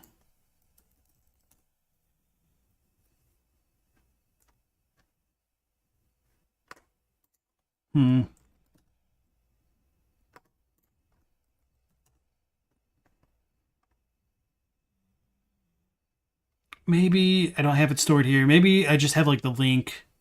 Anyway. So the amygdala is called like a Jashin in Japanese. Oh, I do have it. I should have just looked up Jashin. So this, ignore the highlighting. That's not the important part. So this is the notebook in English and Japanese, obviously. So doll is like Ningyo, messenger is Shisha. And so Evil Eye is Jagan. So like if anybody's familiar with Yu Yu Hakusho, like the thing that Hiei has. Whereas False God is Jashin. And without any context, it's very unclear what the hell this is supposed to be referencing. It sounds like a little bit disambiguated. But internally, the Jashin is what's used for the amygdala boss. So the amygdalae are called the False God in the notebook, but the more literal rendering of Jashin is more like evil. So it's like the evil god, and which is why like the same character is used in the Evil Eye, but it's used differently for False God, just kind of to drive that point home there. So yeah, Lone brings up a good point there that amygdalae are known as the evil gods, and so that could tie into the whole Evil Eye imagery present in the Living String description, which talks about how it made the brain of Mensis become deformed.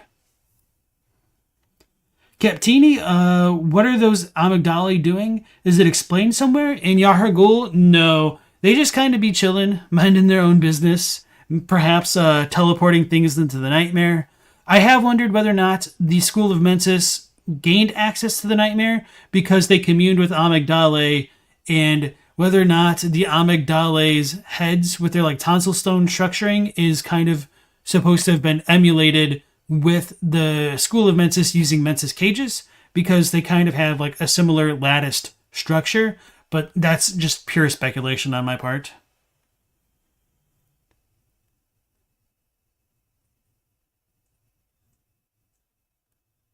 The almond gods. Yeah, oh yeah. And the term like amygdalae could mean almond. It could also tie into a part of the brain. So yeah, that was a good video. Let's go ahead and give her a sub. Very straightforward, and I enjoyed it. So obviously my disagreements just come from the arcane. Alright, so let's go ahead and move on into our next video by Smoughtown on the Great Ones. Souls Fractal says, do I think there's a connection between the 3 yellow backbones dropped by the One Reborn and the umbilical cords? I never really thought about it in the sense of there being 3 yellow backbones, but I think it's just kind of supposed to be a good breaking point to allow the good hunter to access a certain chalice. I'm trying to remember. I want to think, or want to say that the 3 yellow backbones tie into Lauren, Lawrence, whatever you want to call it. Yellow Backbone. Bloodborne.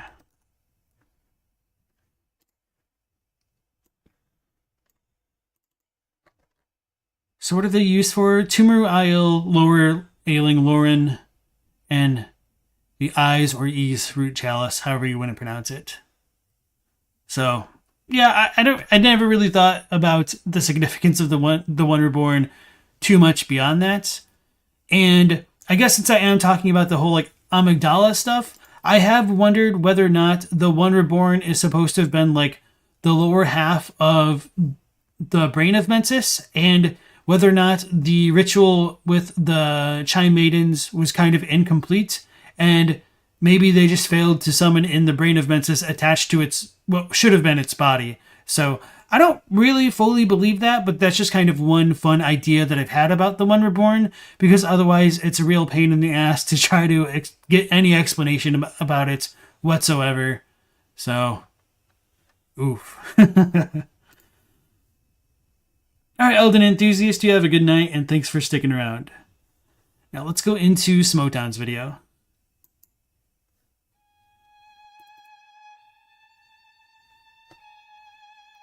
Dreams and nightmares, terms that have a far deeper meaning in the world of Bloodborne, for in the nebulous web of these higher planes exist the Great Ones, gods to some, subjects of envy and study to others.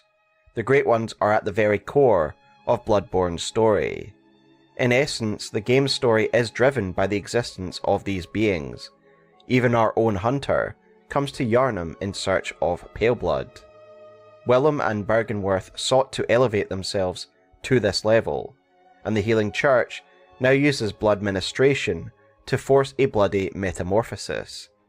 It is clear that we aren't meant to fully understand or comprehend these beings, and that much of their nature, their intellect and aims are beyond human comprehension, their minds inscrutable, their forms beyond simple categorization. The Great Ones have captivated us with their mystery for years. Yet given they are so central to the story, it behooves the lore hunter to unpack as much of their lore as we can. So in this lore video, we are going to analyze the nature of the Great Ones, their origins, and what their aims are. At this stage, I would like to acknowledge friend of the channel Loki, author of Abyssal Archive, who... I just want to commend Smoughtown for just having that buttery smooth intro that I'm kind of jealous of, and maybe I should incorporate more of that kind of prose into my videos. I don't know. Just want to express my appreciation there. His work and translations on Bloodborne I will quote throughout, as well as fellow content creator Last Protagonist, Hey, I know that whose guy. videos and translation spreadsheet has been a great resource. Both of their work has influenced my own fundamental ideas on the subject matter surrounding the Great Ones. Smoughtown, it kind of sounds like you're a little bit close to your mic, or maybe your gain is a little bit too high, because your voice is kind of cracking a little bit. Which obviously you probably know this now in like post, because always it's kind of a pain in the ass to voice record, so I totally understand if you didn't want to go back and fix it. And before we get started, guys, remember that if you like Bloodborne lore, then consider liking this video and subscribing for more.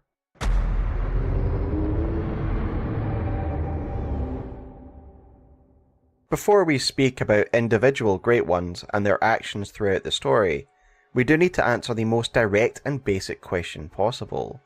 What are the Great Ones?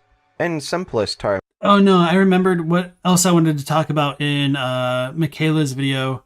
I guess I've already interrupted this one. So yeah, just to go back to the idea of the dreams being directly correlated to the Great Ones, I understand where they're coming from in Michela's video. However, I do kind of disagree, just because we do have two instances of the Central Yharnam location, not Central Yharnam, Cathedral Ward location in the Hunter's Nightmare. So I do think there's a very strong possibility that the form of the nightmares are very malleable in relation to the memories of the nightmare's inhabitants. So when we go into the Hunter's Nightmare in a couple locations, we have the kind of tombstones in like the River of Blood area, which you can also find in the Nightmare Frontier, as well as like a body of the amygdala that's kind of like infused into the ground, and other parts of the ground just kind of resemble other parts of the nightmare. But the buildings and stuff seem a lot more recent and like they're coming out of the ground. So that leads me to believe that the Nightmare Frontier area of the nightmare was older than the Grand Cathedral and pseudo Central Yharnam area, where you kind of fight like the Gilbert equivalent of the Beastclaw Hunter. So does that mean the denizens in that area were praying to their own Great One to transform the area? I don't think so. I think it's just because the blood drunk hunters got teleported into the nightmare that their own memories shapeshifted the lands around them, which is why we have a second Grand Cathedral based off of like Ludwig in the research hall and one based around Lawrence. So, all right. The Great Ones are higher beings that are beyond the comprehension of humanity in terms of form and intellect. One of the key aspects of Bloodborne is understanding the cosmos and higher planes, understanding dreams and nightmares. We as humans have a mind that can only operate on the basest of planes, in the singular dimension of the waking world. This is well verbalized by the description of Great One's wisdom, which reads, "At Bergenworth, Master Willem had an epiphany. We are thinking on the basest of planes. What we need are more eyes." Even from this one item description, we can infer the key difference between ourselves and the Great Ones. They can think on more planes than we can, and we of course later learn that these different planes often take the form of dreams or nightmares, like the Hunter's Dream or the Nightmare of Mensis. It was the existence of these cosmic elements that exist beyond the mortal world that is referred to as the Eldritch Truth, and it was in the depths of the labyrinth beneath Yharnam that Willem's scholars first encountered the Eldritch Truth. The Augur of Ybratas reads, "Remnant of the Eldritch Truth encountered at Bergenworth. The initial encounter marked the start of an inquiry into the cosmos from within the old labyrinth, and led to the establishment of the choir." And before we go any further, I would like to make a slight clarification on the term Eldritch Truth. Thank you for saying that in chat, Mortis, because I was about to stop it and get on my soapbox. So yeah, alright. Which I may have brushed over when discussing it in my last video. In a video reacting to my own, Last Protagonist commented on the original Japanese used in regards to the Eldritch Truth. Last Protagonist points out that the kanji used for Eldritch Truth, Shinpi, is used in several places throughout the script, and is translated in multiple different ways throughout the English translation, such as in Patch's dialogue where he mentions Godhead, or for the Rune Workshop tool when it says Wondrous, or the word Uncanny in the Old Hunter's Bell, and of course the Augur of Ybratas when it says Eldritch Truth. Last Protagonist believes that Arcane is a good way to consistently translate Shinpi, and to quote their translation spreadsheet now, Shinpi, used for okay, this is fine. The arcane stat, can be interpreted as mystic, sacred mysteries, or secret, often referred to as Eldritch Truth or Godhead in official translations. The reason I'm highlighting this is because Last Protagonist raised the fact that I may have missed the nuance of what the Eldritch Truth is. In my choir video, I essentially said that the Eldritch Truth discovered in the Labyrinth was evidence that the Great Ones exist, that this was the Eldritch Truth, that there existed beings beyond human comprehension, when in reality it is probably a little more than that. Last Protagonist believes that the term Shinpi is more a nod to the cosmos generally and how it permeates this world's universe, or in simpler words, the cosmic elements of this universe that are beyond the mortal human plane, and thus the Eldritch Truth is evidence and the understanding of that fact. And so I do apologise for not enunciating that clearly in my prior video. Oh no, it's totally fine. I appreciate him kind of making an addendum here.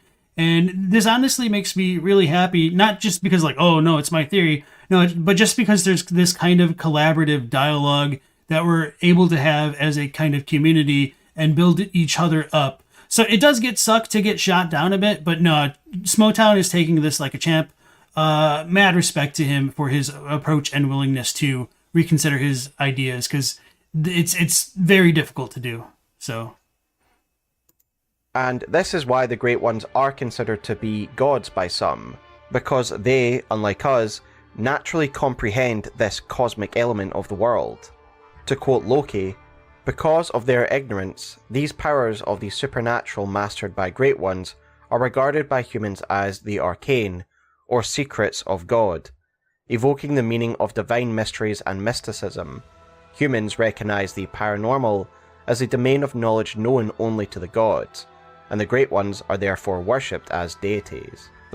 Yeah, I think that's probably a good comparison point to make to that, although I do kind of wonder what Loki thinks of the so-called like bestial nature of the way the moon presence fights, with the way that it snarls and stuff, and it's kind of psionic onslaught against the hunter as well. So there is like a kernel of truth that like the Great Ones do operate on transcendental planes of thoughts, because the moon presence doesn't physically attack us when it drains all of our vitality down to like the 1 hit point, but it's also not like it's not exactly like relaxing in a chair next to an open fire and reading a book pontificating on the nature of humans, you know? Thus, the labyrinth, the location where evidence of these gods was first found, is referred to as the Tomb of the Gods, and a great observation made by Charred Thermos in their Great Ones lore video made a keen observation by focusing on the word tomb, Tomb of the Gods, as said by Alfred. So yeah, this is a little bit of an unfortunate part on Smoughtown's draft. Apparently, I mean, he obviously was probably working on this for a while, but for anybody who may not know, Charred Thermos has recently deleted their YouTube channel, and we've kind of lost a lot of access to their works. They kind of have been archived by others on the Bloodborne subreddit, if I'm remembering correctly. So if you're very curious about their work, you can access it there. I was originally going to react to Charred Thermos's content again, and it kind of took us all by surprise. So with that said, I'm not going to try and like disrespect Charred Thermos's decision to watch their content, which has been effectively deleted from YouTube, unless they try and come back or like give explicit permission or anything like that. I have tried to reach out to see if they wanted me to pull down my reaction to their Lawrence video, but I haven't received word back. Maybe they don't like log into Discord enough. I don't know.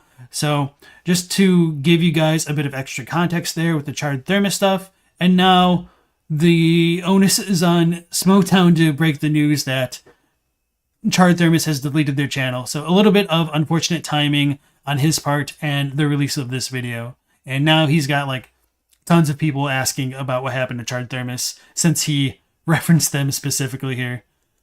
So, okay, going back. Wait, no, this is probably before. Yeah. So, for some reason, no, this is way older. Okay, that makes sense. So, Charred Thermos's channel was still up when this video was made, but now that, like, Smoughtown's referenced him, like, people are still watching and getting confused. So, I for some reason, because, like, Smoughtown released his other video today, I was thinking that this one was kind of like that. No, I'm watching this one today, so that way we could watch Smoughtown's next video about the Tumerians tomorrow. So my fault for mixing up the timeline there in my head. So I'm going to just go ahead and back up so he could make his point from the beginning. Yeah, no, we don't know why Charred Thermos deleted their channel. It seems to be personal reasons that YouTube was being too distracted. They kind of completed the work that they wanted to do about it, and they just weren't having fun, which is totally understandable, but a little bit regrettable that they took their work with them, you know?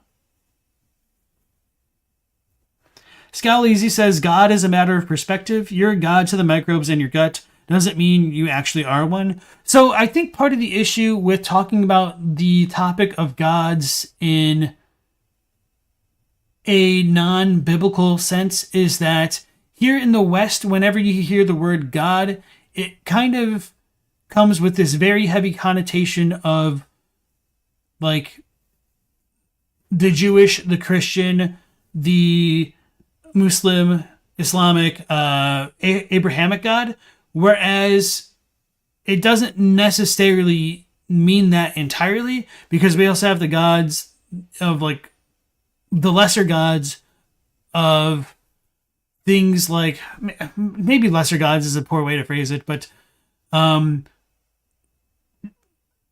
gods of cultures like the Greek, the Hindu gods, so like the pantheon of whatever civilization you want to think of. And beyond that, God wasn't necessarily something that was implicitly understood to be like omniscient or omnipotent or anything like that, whereas it could have just meant something like a great being or something like a divine being, a holy being. And of course, the justification of their divinity could just be due to their relative strength to humans. So I think that is kind of important to consider within this context as well. So the great ones might not be gods in the sense of like a creator deity, but they certainly do have a level of power beyond most humans, at least in the world of Bloodborne, if you kind of ignore the supernatural powers of the Good Hunters specifically. Yeah, the pagan gods, old gods, anything like that. And as Scalisi says, the most basic definition could be superior being, in which case you would be a god compared to ants, which is true, and that is what the Great Ones are called. Like, Great One is kind of a Lovecraftian reference, most likely, and the equivalent Japanese for it is like an upper rank one, or what I typically translated as like a superior being. So, good question and good comments. Labyrinth, the location where evidence of these gods was first found, is referred to as the Tomb of the Gods, and a great observation made by Charred Thermos in their Great Ones lore video made a keen observation by focusing on the word tomb. Tomb of the Gods, as said by Alfred. And the Tomb of the Gods, carved out below Yharnam, should be familiar to every hunter. Of course, Tomb of the Gods would imply that said gods are dead, or buried here. Thus Charred Thermos raises the possibility that Great Ones perhaps need to die in the mortal realm in order to ascend. Indeed, there is a certain logic to this. Yeah, and I kind of agree with that, although obviously the things with the amygdala make it a bit more questionable, but nonetheless, if we want to consider things like the Children of Blood kind of dying in before they can be born, and that's where we might get like the third umbilical cords from, it could make a lot of sense that in order for a Great One to be a Great One, it needs to exist beyond the so-called mortal coil and like the mortal plane. As we do find the corpse of what appears to be Rom in the Altar of Despair, and yet Rom is still operating in Bergenworth. She is still affecting the world around her. I would argue that perhaps it isn't that the Great Ones necessarily need to die, rather they leave the terrestrial plane when they ascend to a higher plane. They become one with these higher planes and leave the material world, and thus they are effectively, or presumed, dead. And in the case of Rom, her physical death in the mortal plane simply doesn't affect beings that can operate in different planes simultaneously. And that kind of thought might also translate to how one could argue that the version of Abritus we fight in the Grand Cathedral's basement, or whatever you want to call it, can be killed, yet we can also fight Abritus in the Chalice Dungeons. And so, do you want to make the argument that one is physical and one is a dream, or both are dreams? Is Yharnam a dream? Of course, it's questionable, but you can kind of make the argument that Great Ones might be able to exist on different planes, if not physically, at least mentally, which could also tie into how you can use like the Augur of Abritus to summon Abritus to hit the Abritus in front of you. I don't know. even Michelash, dead in the waking world, is still existing as consciousness in the Nightmare of Mensis. In my choir lore video, we access the choir's understanding of the cosmos in order to enrich our own. There is a note in Upper Cathedral Ward attributed to the choir that poignantly states, "The sky and the cosmos are one," and this goes hand in hand with the description of the Cosmic Eye Watcher badge, which reads, "The choir stumbled upon an epiphany, very suddenly and quite by accident. Here we stand, feet planted in the earth, but might the cosmos be very near us, only just above our heads?" My belief, and the belief of others, is that this is a reference to the stacked nature of realities and dreams found within the world of Bloodborne, and the night sky that one can see above Yharnam is the cosmos, the higher plane of existence wherein exist the Great Ones. Loki makes an interesting observation regarding the cosmos, suggesting that the celestial bodies one can observe within the night sky could well be the Great Ones themselves, i.e. the stars and moon. And given the moon presence's role as Yharnam's moon, this is a compelling idea, and so again credit to Loki for that one. To illustrate the stacked nature of realities, when we are in the Hunter's Nightmare, we can find a snail woman falling from the sky, and this later makes sense when we make our way into the fishing hamlet, the home of these snail people, where we can literally see the Hunter's Nightmare below us, and thus this snail person fell from the higher plane to the lower one. From the Nightmare Frontier we can see masts of ships below us, and these masts match the ones found in the fishing hamlet, which implies that the fishing hamlet is actually below the Nightmare Frontier, and from the Nightmare Frontier, in the distance above us, we can see Murgo's loft of the Nightmare of Mensis. Thus from And I do really wonder how much of the fishing hamlet stuff was planned in just the base version of the game versus what was included with the DLC.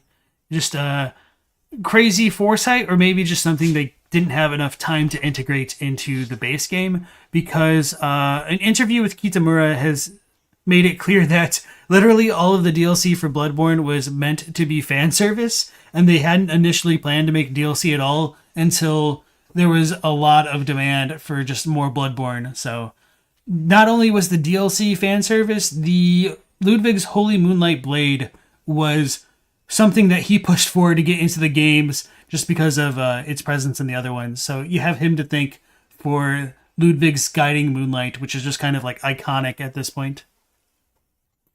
From bottom to top, this makes a stacked universe like a cake, going from the Hunter's Nightmare, to the Fishing Hamlet, to the Nightmare Frontier, to the Nightmare of Mensis.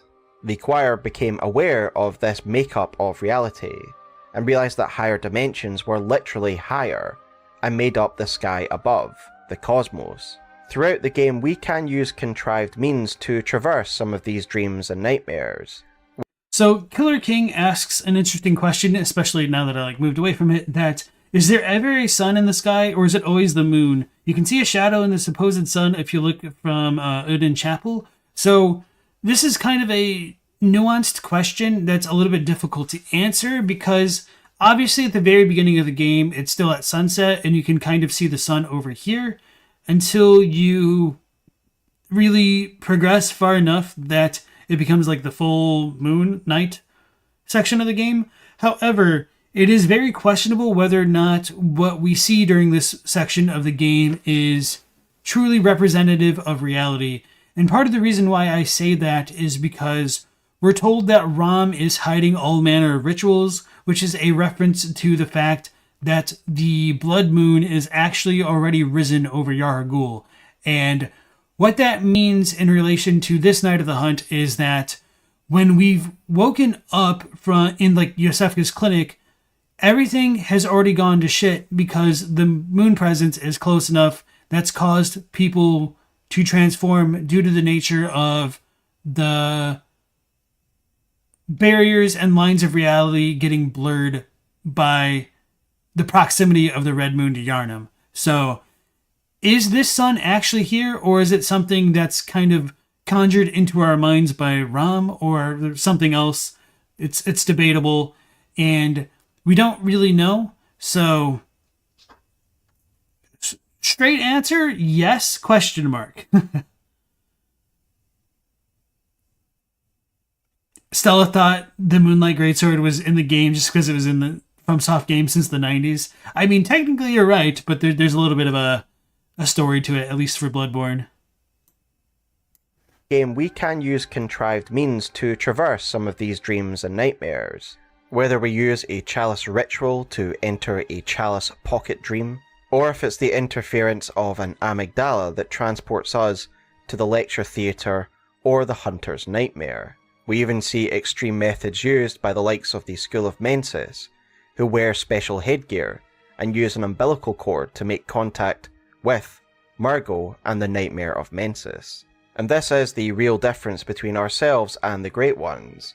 They have higher minds that allow them the ability to think on multiple planes simultaneously. Some are able to manipulate, create, and travel through these planes of existence, these nightmares and dreams. Or to quote the Ease Root Chalice, they are able to operate on transcendental planes of thought.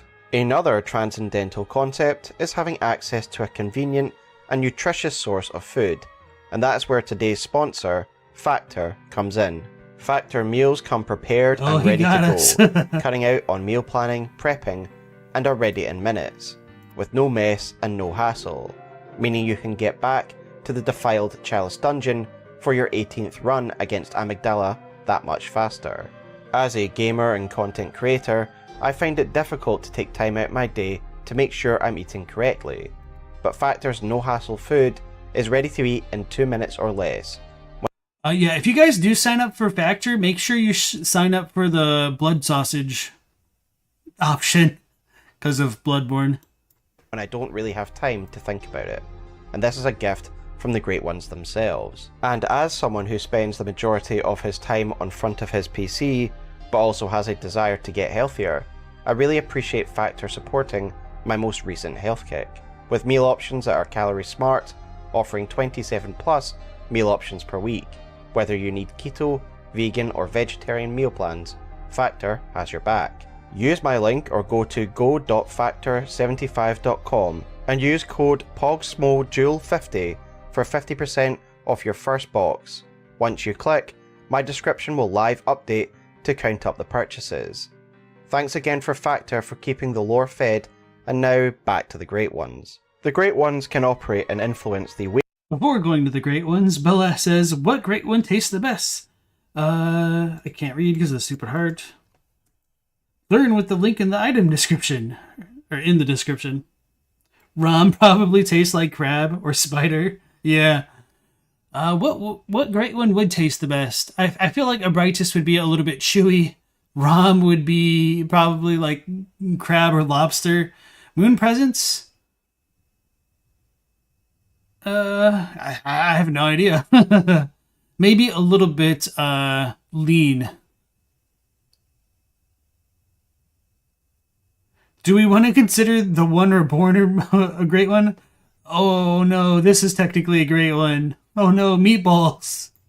Waking world, but what really separates them from humanity is that they are able to exist within these higher planes, as we learn via the Moon Rune, which reads, the Great Ones that inhabit the nightmare are sympathetic in spirit, and often answer when called upon. The way in which these Great Ones' minds work is far beyond our comprehension, the way they're able to manipulate and perceive these different dimensions. Thus, thinkers like Willem realize that to become a Great One to match their level, the key is elevating one's mind to be able to operate on a similar level. As the third umbilical cord reads, Provost Willem sought the cord in order to elevate his being and thoughts to those of a Great One, by lining his brain with eyes. The only choice he knew if man were to ever match their greatness. And this is of course proven to be true, a correct assessment by Willem, as we ourselves transform into an infant Great One. So I do think there is a slight difference with what Willem originally wanted, and maybe it's a little bit stronger in the Japanese. Let's go back to our things. Where are we at? This is the Yosefka one. So maybe I should compare it with Aruki's. So yeah, let me just do this real quick. Okay, so yeah, we do have the same thing, which is what I thought we would. So the final line there in the English version of the game says, "It was the only choice Willem knew if man were ever to match their greatness." The Japanese is a little bit different, where it says, it's possible that Willem wanted to rank as a great one as a man, essentially. So Willem wanted to remain human, which could tie into that lecture hall note that was brought up in Michela's last video, that Willem deplored the wretched evolution. So, wait, what is it in English? I always forget.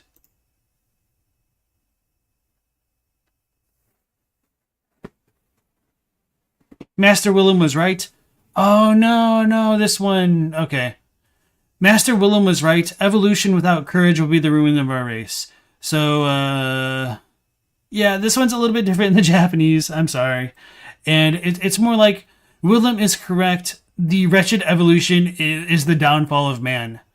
And I wonder if Aruki has anything. Yeah, Willem's right. Pathetic evolution is the degradation of a person or humanity. So pretty similar thoughts, just worded very differently. So Willem wanted to actually remain human, but he just wanted to have like super intellect, essentially. He wanted to be the mega mind, but he became the fauna mind or flora mind. Damn it, now Flora's a Moon Presence reference. Anyway, moving beyond my plays onwards here. Should we defeat the Moon Presence with the appropriate insight, granted by these umbilical cords, lining our brain with eyes? And so for all their alien physiology and appearance, the only true unifying feature of a Great One is their elevated and ascended mind, a mind that is able to comprehend the cosmos and the higher planes, to think on these transcendental levels. That is what makes a Great One. Rom and ourselves, and almost fake Yosefka, are humans who are able to attain the level of Great One by increasing our insight and lining our brains with eyes.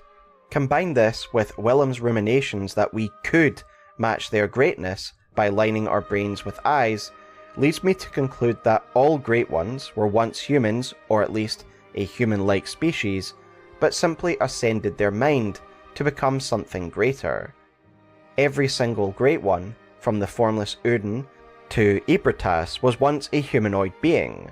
In my opinion, Okay, I was about to stop it. No, that was a very interesting gap there. So, yeah, no. Well, I do kind of think that as well. I don't think it's fair to just disclude the possibility that Great Ones could have come into being in the nightmares spontaneously, perhaps as a byproduct of things like phantasms being a different subset of species than like humans. So anyway, I don't think that's too important. It's just, I do know that many other people believe that Great Ones are beings, enigmatic beings beyond humanity, and I don't think it's fair to just like take that away from them if we don't have explicit confirmation one way or the other. Fact that is further illustrated by Cos, who still bears her human face. Physically, they are very diverse if we consider the form of every Great One, either named in-game or via the achievements. The Moon Presence, the Amygdalas, Erden, Rom, the Greater Celestial Emissary, Kos, the Orphan of Kos, and the Wet Nurse of Murgo, and potentially Murgo himself. Just as an aside, I do believe that we have no real reason to disregard the trophy descriptions, and thus I believe that Rom, the Wet Nurse, and the Greater Celestial Emissary are certainly Great Ones. It's just that there's a vast scale or gradient within the Great One category. That's a good thing to include in the video, and that's probably something I would have forgotten about, just because I tend to take that knowledge for granted. But no, definitely good on him for including it there. Which is why we consider ones like Rom or the Celestial Emissary maybe lesser Great Ones than the likes of Wet Nurse or Erden. There are some physical archetypes. The arachnid-type forms of Amygdala, Rom, and Wet Nurse, or the mollusk/invertebrate forms of Ebertas and Cos, and our infant form. But as usual, Loki can word these types of groupings far better than I can, and so I will quote them now. As a result, the dividing line between man, kin, and Great One can be blurry with much overlap. It is better to think of Great One's status along a gradient, with many sub-classifications. Their designs so often involve invertebrates, because their existence isn't shackled by the same limitations as us mere vertebrates. They are much grander in scope and flexible in expression.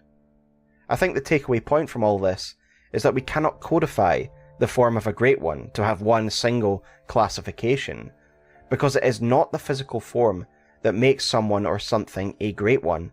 It is their mind. It is their ability to operate and think on multiple planes that makes you a Great One.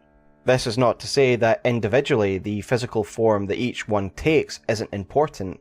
On the contrary, I feel they are relevant to the role of each Great One and their story, and how they function. There is certainly some interesting lore to be mined by examining the physical form of each Great One, but we will get to that when we talk about each of the Great Ones and their physical form later in the video. Alright, so Killer King said, the trophy about the slug ending does sort of indicate that we might be the very first human turned Great One. So that is certainly one way to read the events there, and obviously there's nothing that directly contradicts it. However, it does become a little bit more difficult to discern whether or not the big celestial emissary is considered a Great One, and whether or not the little ones are not technically Great Ones. So, if you want to make the extrapolation that the little celestial emissaries could become Great Ones, and we have seen Yosefka, or the false Yosefka, turn people into the Elamaus, then there could be the argument made that other Elamaus, Great Ones, precede our transformation into a Great One in the slug ending. But this of course brings us to the subject of the main shared physical feature of the Great Ones, their inability to conceive true children. This is a well-known point of lore, but to be complete, let us cover it nonetheless. The third umbilical cord reads the following: a great relic, also known as the cord of the eye. Every infant Great One has this precursor to the umbilical cord. Every Great One loses its child, and then yearns for a surrogate. This of course means that physically each Great One is unable to conceive a child in the womb and give birth in the fashion that humanity does. Again, it's a well-known fact, but... So yeah, one of the comments we had, I think on another video, was, if Great Ones all lose their children, then what the hell are the Romlings? So I think Smoughtown's setup here is pretty elegant in a way to avoid that kind of question, because he said that Great Ones can't bear children in a womb, which might be true. Miyazaki... Oh yeah, and I want to go into my theory about that now. No. Okay, we'll just go back to Smoughtown's video. He revealed the thematic reasoning for this in an interview, originally printed in the Future Press Guide. He said the following: in the world of Bloodborne, babies that are treated as special in one way or the other are offered as lures to the Great Ones. The Great Ones have all lost their children because of their positions, and as a result they're attracted to these special babies. The babies are one way of calling them.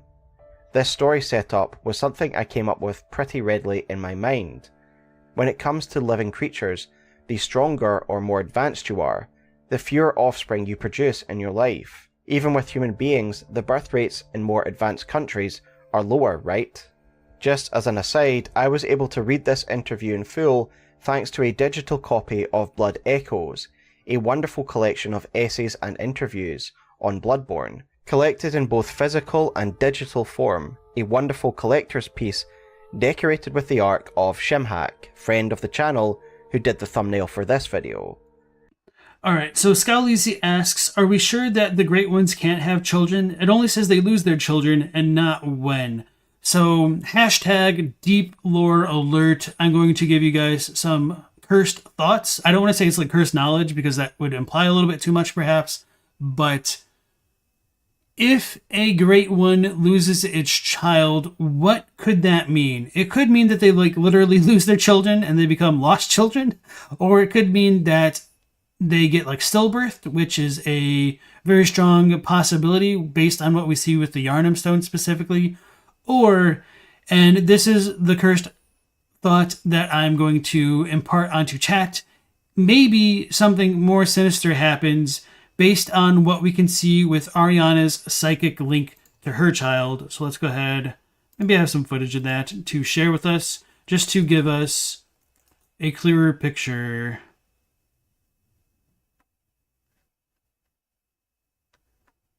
Actually, I don't remember. Okay. Nope, that's not it. I don't remember if I kill her in this clip.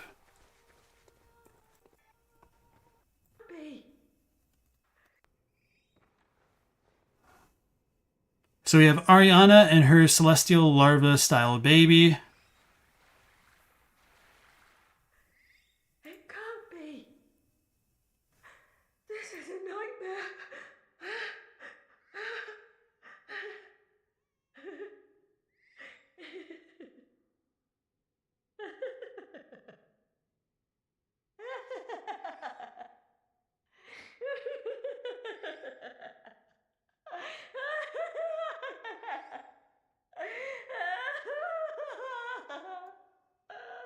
I always forget how long the nervous laughter goes on in Bloodborne especially.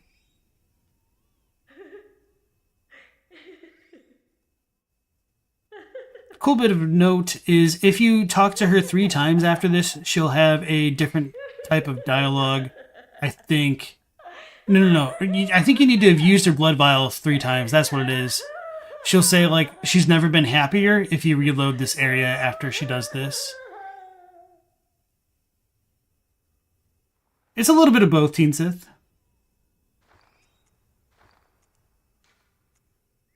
Oh, so maybe I show off that dialogue in this one. Let me zoom on forward. These load screens, though.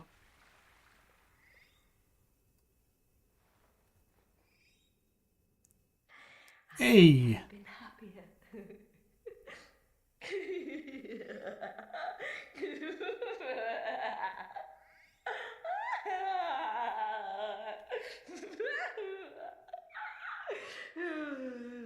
Yeah, so a number of these NPCs have like special interactions when you use their equipment like 3 times, or their items rather. So if you talk to the real Yosefka after using her blood vial 3 or 5 times, she says like she looks forward to seeing the hunter's face after the hunt. So there's kind of like a love interest thing going on at one point. So here's the crazy bit about Ariana. If you use the threaded cane to strike the celestial emissary baby or celestial larvae, you'll miss. But if you do kill it, she dies too. And some people say, well, maybe she doesn't die. Maybe she just passes out from shock. I don't really think that's a fair reading on things, because most of the time when you pick up an item from something in a FromSoft game, it comes from a corpse rather than a living, breathing, sleeping being. So, going back to the whole, why is this such cursed knowledge? If great ones all lose their children, but when you kill this great one, Ariana dies, does this mean that this larvae is Ariana to some degree? Maybe there's a kind of psychic link where the consciousness of the mother overwrites that of their children. So if this were to be the case, one could make the argument that they lose their children because they become their own child. But again, that's a very out there reading on events and isn't necessarily true. It's just a thought that I've had that is a little bit cursed and fun to share to inflict a little bit of psychic damage onto the chat. Scope for sure. You can take items from sleeping mimics. What mimics in Bloodborne El Gusto? Checkmate. Knock her out and steal her shoes, huh? It's a metaphor, man.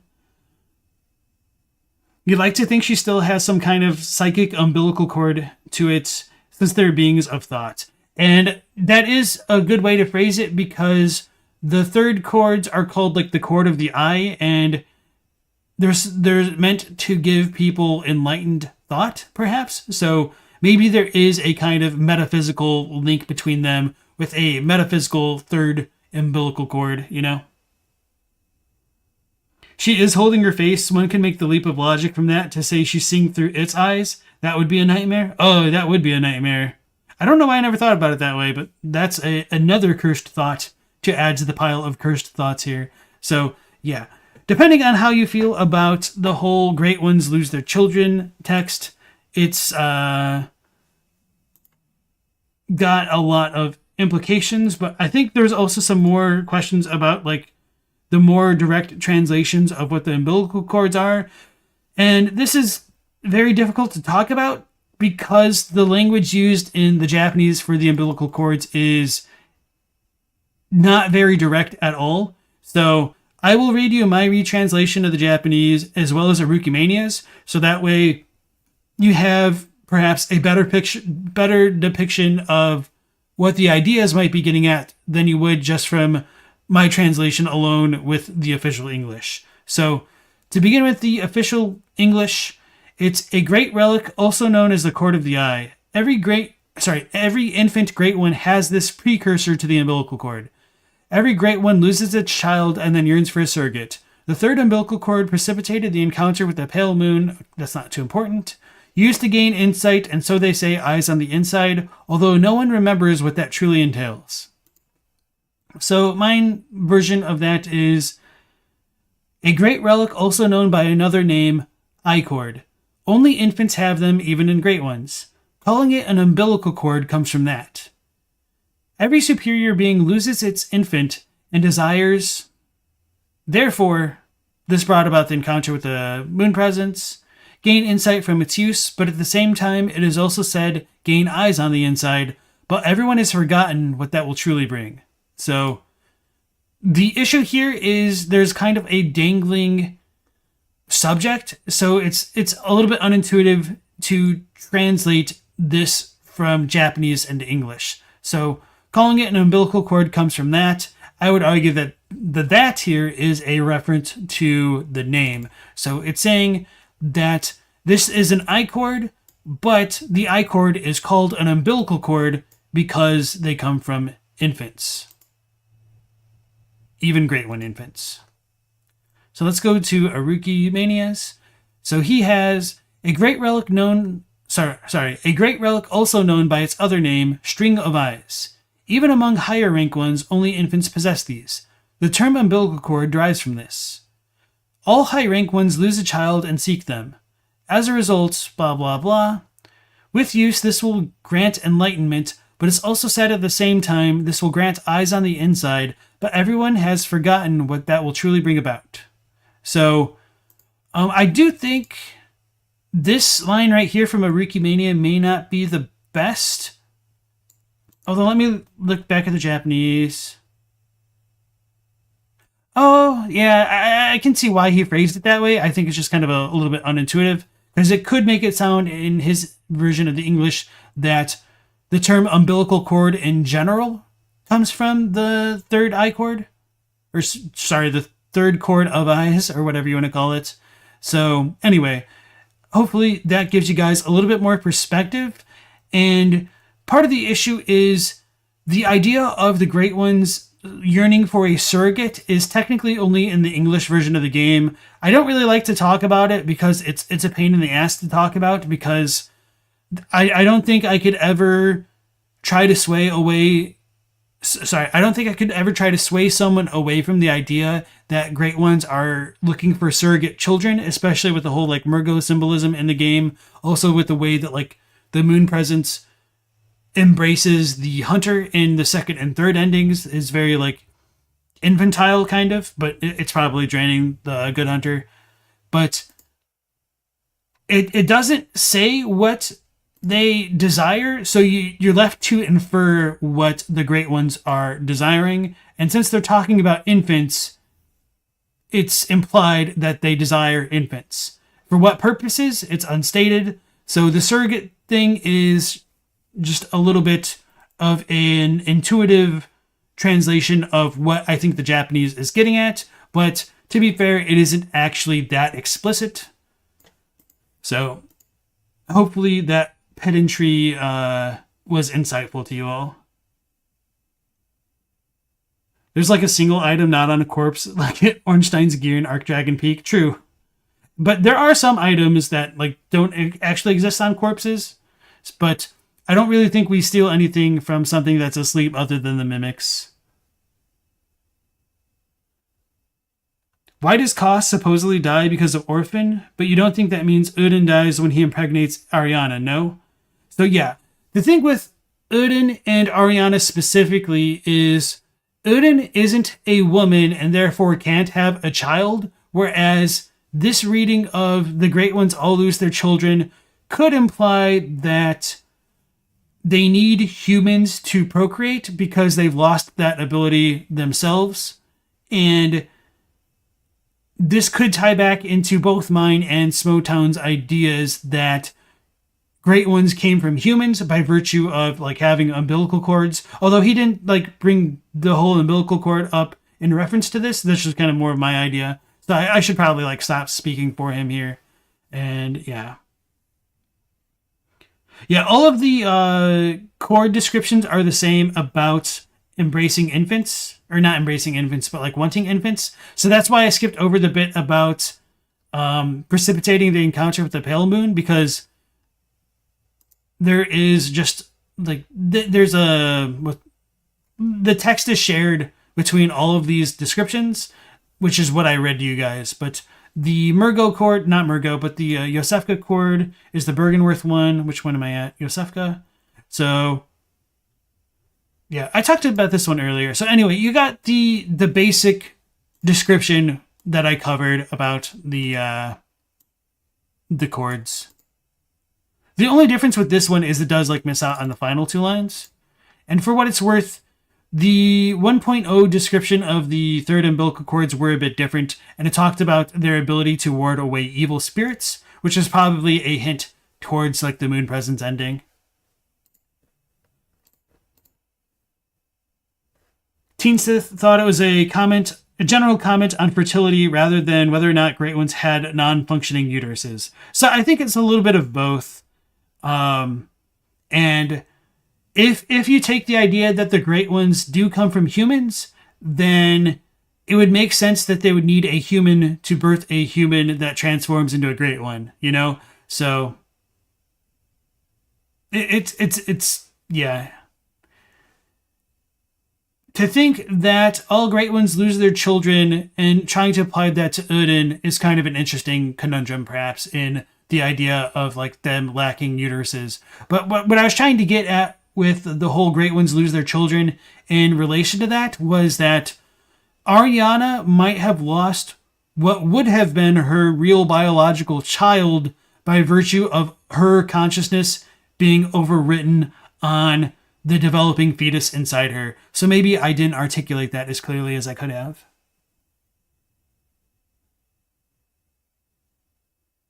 Okay, let's go back into the video. This is a book published by Tune and Fairweather, and I will leave a link to the store page below for those interested. But returning to the Great Ones and children, this of course does make some physiological sense. The bodies of the Great Ones have no biological uniformity, and it's hard to imagine beings like the Braid of Mensis or Murgo's Wet Nurse having fully functioning reproductive systems. Never mind beings like Erden, who apparently have no form at all. Just like Loki said in that quote about the physical forms of the Great Ones, I've always believed that there are different gradients of Great Ones. Some are still more physical and crude, but others are far closer to being pure consciousness, like Erden and Wet Nurse, who have clearly ascended so far beyond the physical realm and are very much one with the nightmares they inhabit. However, this gradient of physicality may explain why we have an example of a Great One who did possess a womb and did seem to carry a child at least for a time within them. Kos. The Orphan of Kos that we find within the nightmare might not even be a real reflection of the true situation that happened in the physical waking world. I've always assumed that the Orphan of Kos that we face in the nightmare is a manifestation of the unborn child's rage at his and his mother's treatments. Yeah, I agree with that pretty much completely, which doesn't mean like he's right, but that's just also how I intuited the situation with the Orphan of Kos. Kos parasite describes the fact that Kos's carcass washed up on the shore. So my presumption has been that Kos was always dead, with her unborn child inside of her. The line from Maria about leaving a corpse well enough alone, a corpse should be left well alone, I always took to be a double entendre, referring both to her body that we disturb and the body of Kos that she and her fellow hunters of Bergenworth desecrated. Miyazaki says that all Great Ones lose their child, and so we have to assume the situation with Kos is the same, that in the waking world, Kos didn't successfully give birth to the Orphan of Kos. But, as we have said, consciousness can exist within the nightmare even if the physical world doesn't reflect that. Mikolash, a mere human, exists only in the nightmare of Mensis now, with his body dead. So, while the Orphan of Kos and his mother's bodies were being desecrated, his rage transferred into the Curse of Kos, a curse laid upon hunters by those survivors of the fishing hamlet, and in this nightmare, the Orphan of Kos's rage manifested as a Great One. Right, and I do think this has a lot of parallels to the story of Manus in Dark Souls 1, whose rage struck all of Ulasil by having his grave get robbed, essentially, and his silver pendant stolen from him. I think you could say, like, the Orphan of Kos is angry that some randos defiled his mother's grave, and of course, like, his resting place as well. I still don't see the Orphan of Kos being proof that the Great Ones can have a child. And this great hole in their lives, the lack of children, is one of the only things the Great Ones really care about when it comes to the mortal plane. Again, my concept of the Great Ones is that they can't perceive the world around us in the mundane way that we do. They are seeing things on a higher and rarefied level, and it is likely they rarely even notice humans or their plane of existence. But the cry of a child, a suitable surrogate, that must stand out to them like a candle in the darkness. This is one of the few reasons that a Great One may even glance towards humanity. So I think one idea to tie along with that is to mention that Murgo's voice very clearly can transcend dimensions by the virtue of the Good Hunter being able to hear it in the waking world, or pretty much even in the... Wait, can you hear it in the Chalice Dungeons? I don't remember. Maybe not. But at the very least, you can hear it in different planes of dimension. You can hear it in the waking world. You can hear it in the Nightmare Frontier. I don't remember if you actually hear it in the Hunter's Nightmare. I'm assuming you do, but maybe not. Well, maybe the reason why I would think not is because it's very common for people to have already defeated Murgo's wet nurse and stopped the silence, or stopped the cries, when they go into the Hamlet, or the DLC rather. So I don't know. I should probably double check that sometime and put like a real mental note in it. What was I going to say? Right. So Murgo's crying voice transcends dimensions, which shows that it's kind of like a Great One infant as opposed to like a normal infant, which Smo didn't quite set that up so explicitly, which is fine, but just to give the bit of extra context to make it clear that it's not just any random baby specifically, it's Murgo. And why is that so important with voices? Just to beat a dead horse, we are told that the voices of Great Ones exist in Carol runes, and they have that kind of special Shinpi, arcane, Eldritch Truth style power that's worth considering. So definitely able to exist on the same wavelength of the Great Ones, I think. You just did the DLC before Murgo. The cries aren't there, or at least not that you remember. Okay, that's kind of what I thought, but I don't know. If so, that might be oversight, or who knows? Maybe you just didn't notice, because it's pretty easy to tune out. And certain parties, like the School of Mensis, use children as lures to manipulate this need for their own ends. And with that said, with a general overview of the Great Ones, I want to move on and look at each of the main Great Ones in-game, as well as the certain categories of Great Ones as we discussed earlier, and what that can tell us about their story.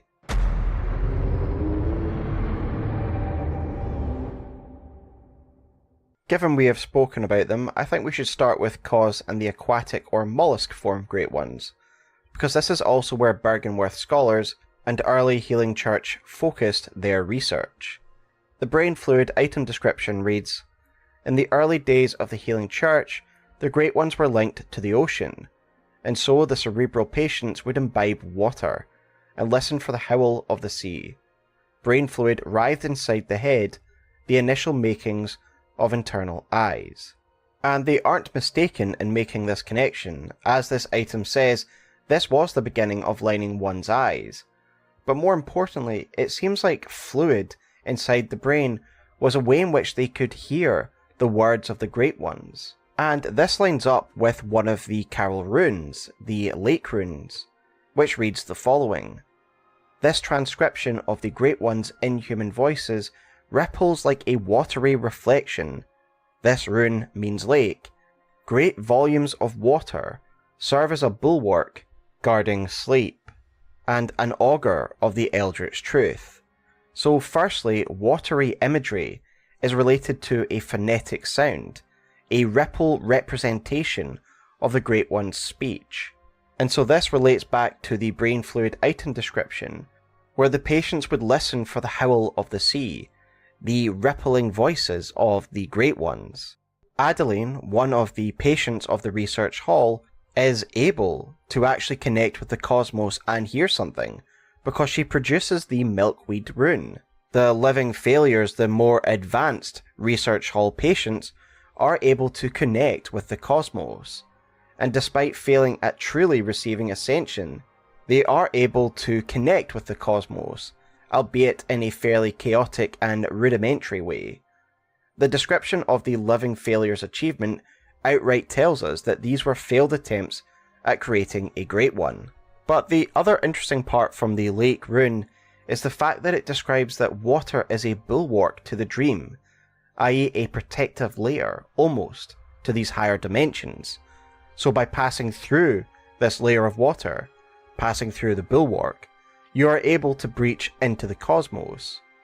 When we look at Rom later, and we discuss her role in hiding the rituals of Mensis, she is sitting atop a lake.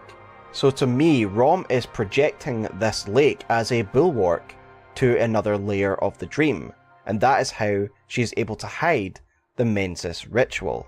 And so perhaps we begin to understand why some Great Ones and some kin take the form of aquatic beings, so they are able to traverse and move through these bulwarks.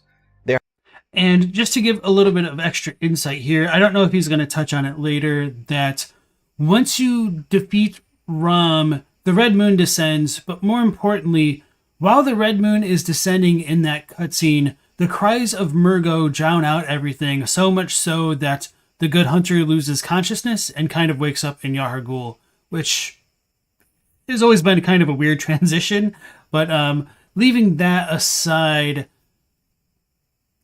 there's the note in Bergenworth which mentions... Hold on. Nope, that's not it. I can close that one tonight.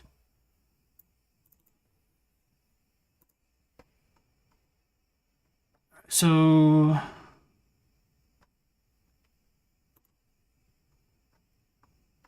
Alright, so the Bergenworth note in English says, "The spider hides all manner of rituals, certain to reveal nothing, for true enlightenment needs not be shared." Wow, I just kind of butchered that. Anyway, the Japanese is slightly different and has a bit of an insinuation that just does not come across in the English version super well, unfortunately. However, I have The spider hides all rituals. They must not be exposed. The insightful truth is something not everyone needs to understand. So the insight here comes from Keimo Teki, which means enlightenment, literally speaking. But the reason why I translated it as insightful is that Keimo, or enlightenment, is what's used for the insight stat in Bloodborne. So just to kind of keep that terminology a little consistent for the Western audience here, I kind of made this translation note.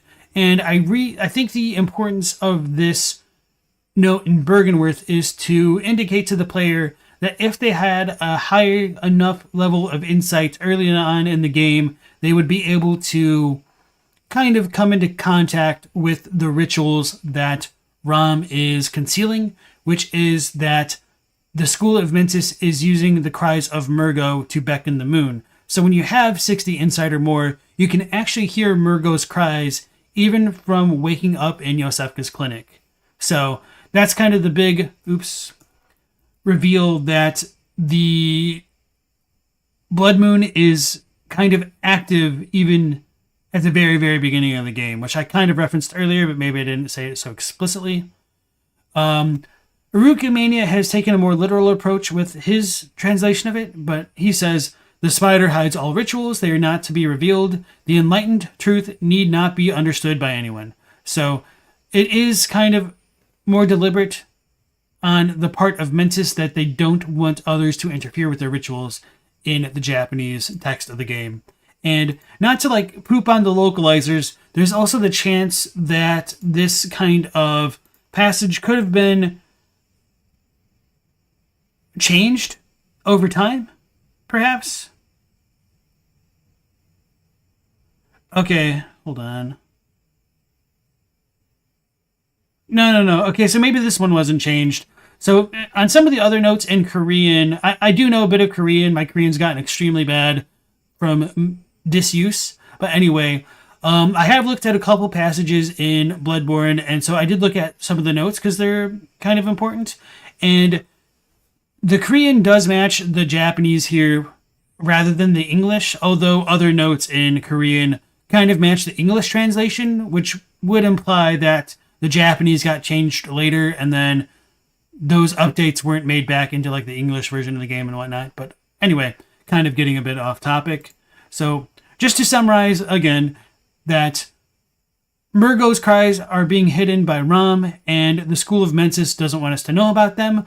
But if we do have a high enough insight, we can perceive them at the beginning of the game.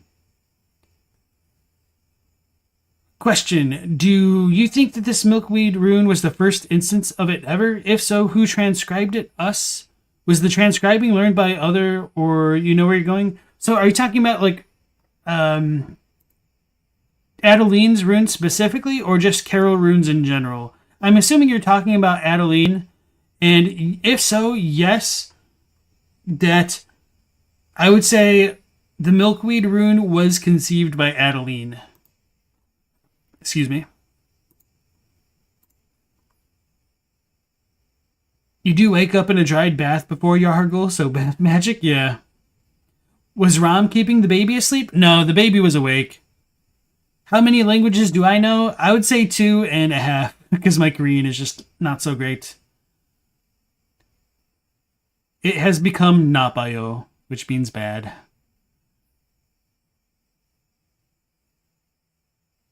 Alright, let's go back to the video. Therefore being able to travel freely through these ascended planes. And while the living failures obviously failed at achieving Great One status, in the orphanage we find the successors to this project, the Celestial Emissaries, one of which has ascended to become a Great One, as per its achievement. Again, these beings have an aquatic appearance, blue and squid-like, as well as bloated heads. And Loki suggests that this is simply a more sophisticated version of the research hall patients, that they too have had their heads pumped full of fluid, and thus they are able to hear the words of the cosmos of the Great Ones. As I discussed in my choir video, there is a sound effect surrounding the Greater Celestial Emissaries and the Stage 2 Celestial Emissaries that have the kind of antennae sticking out of their head, where you can kind of hear a radio static noise.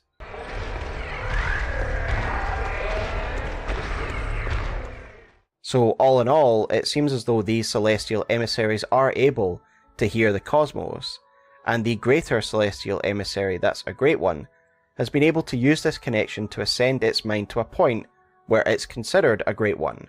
And so I do think there is a bit of a difference between these celestial emissaries and the research hall patients, but I do agree with the premise that they're like the advanced, non-failed version of the exam. And so what I would say is there's more of a connection between phantasms and the living, maybe not so much like the living failures, but certainly the celestial emissaries with like the tendrils that come out of them. But why phantasms? I think it's because of the fact that they're kin, they bleed the silvery style blood, even though they may have originated as humans. And so one parallel example I'll make to the celestial emissaries are the brain suckers, which I think are kind of also a byproduct of the research hall experiments, perhaps, because they have like the brain surgery scars on their heads when they don't have like the phantasm coming out. But let's go ahead and show that off.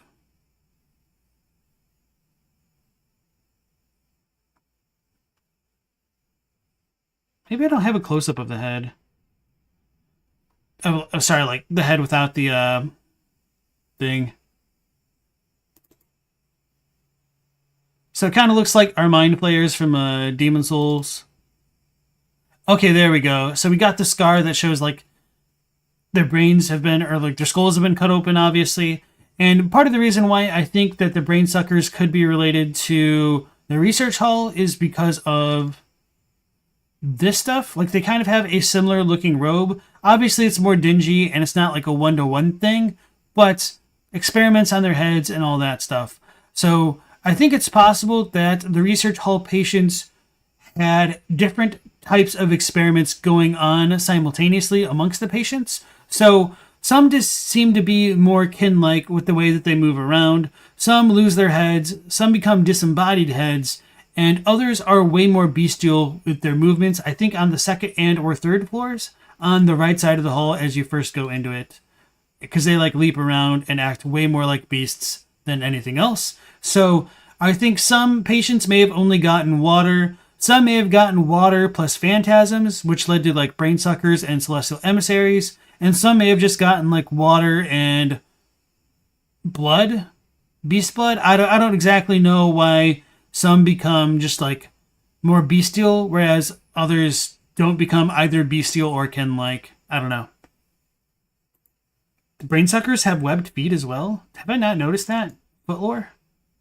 Oh yeah, you're kind of right. Huh. I guess I never really bothered to look at their feet.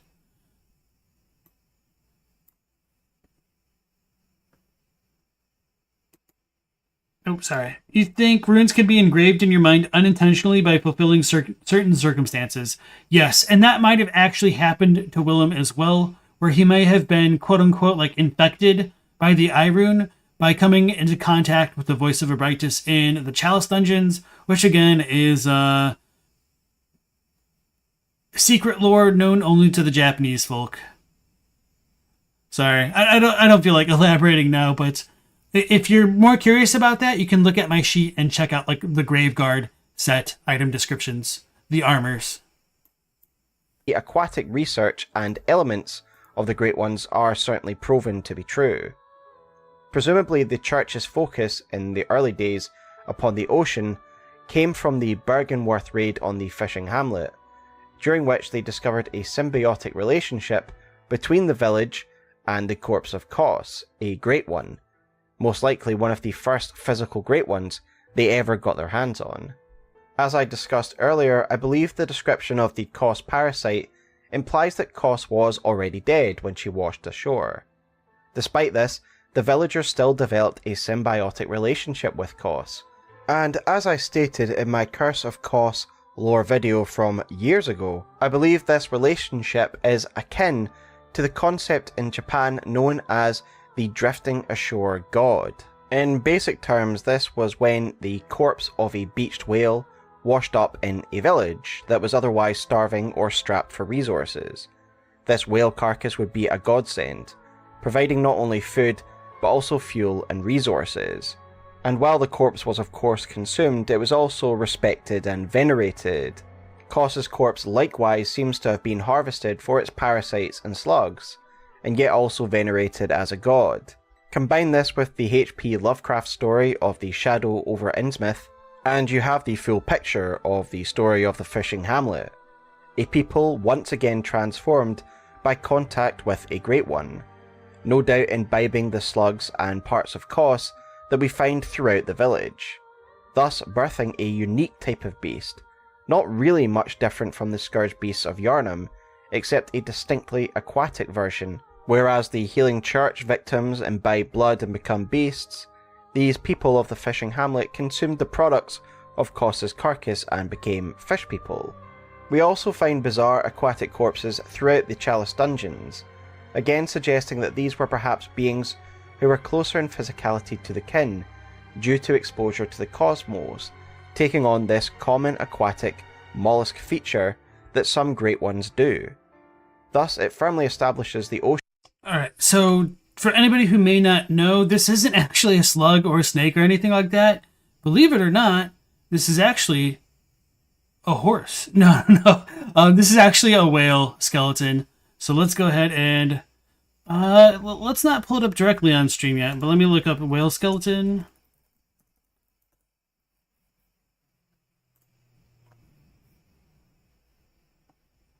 It's kind of uncanny how this looks. What's a good one? Okay, this one should be fine. Actually, all of these are fine. There's not like decaying bodies.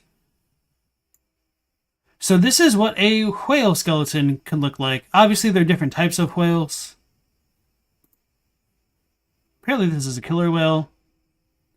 And so that's what you get there. And this type of corpse also appears in 2 spots, I think, in the fishing hamlet itself by like the first lantern.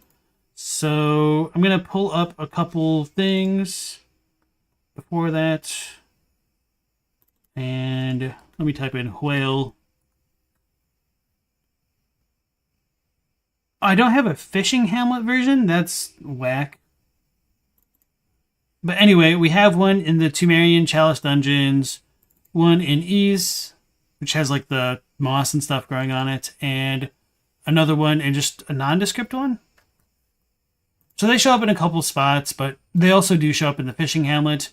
And just to go back to some of like Smoughtown's thoughts about like the slugs, when you do have the milkweed rune equipped with the Kos parasite, if you do the back step, I think R1 or R2, you actually spit out these kind of phantasms, which appear all over the fishing hamlet in like the barrels and stuff, which the fishermen are presumably eating out of. So there is that kind of a direct connection between Kos and the things going on there. Okay.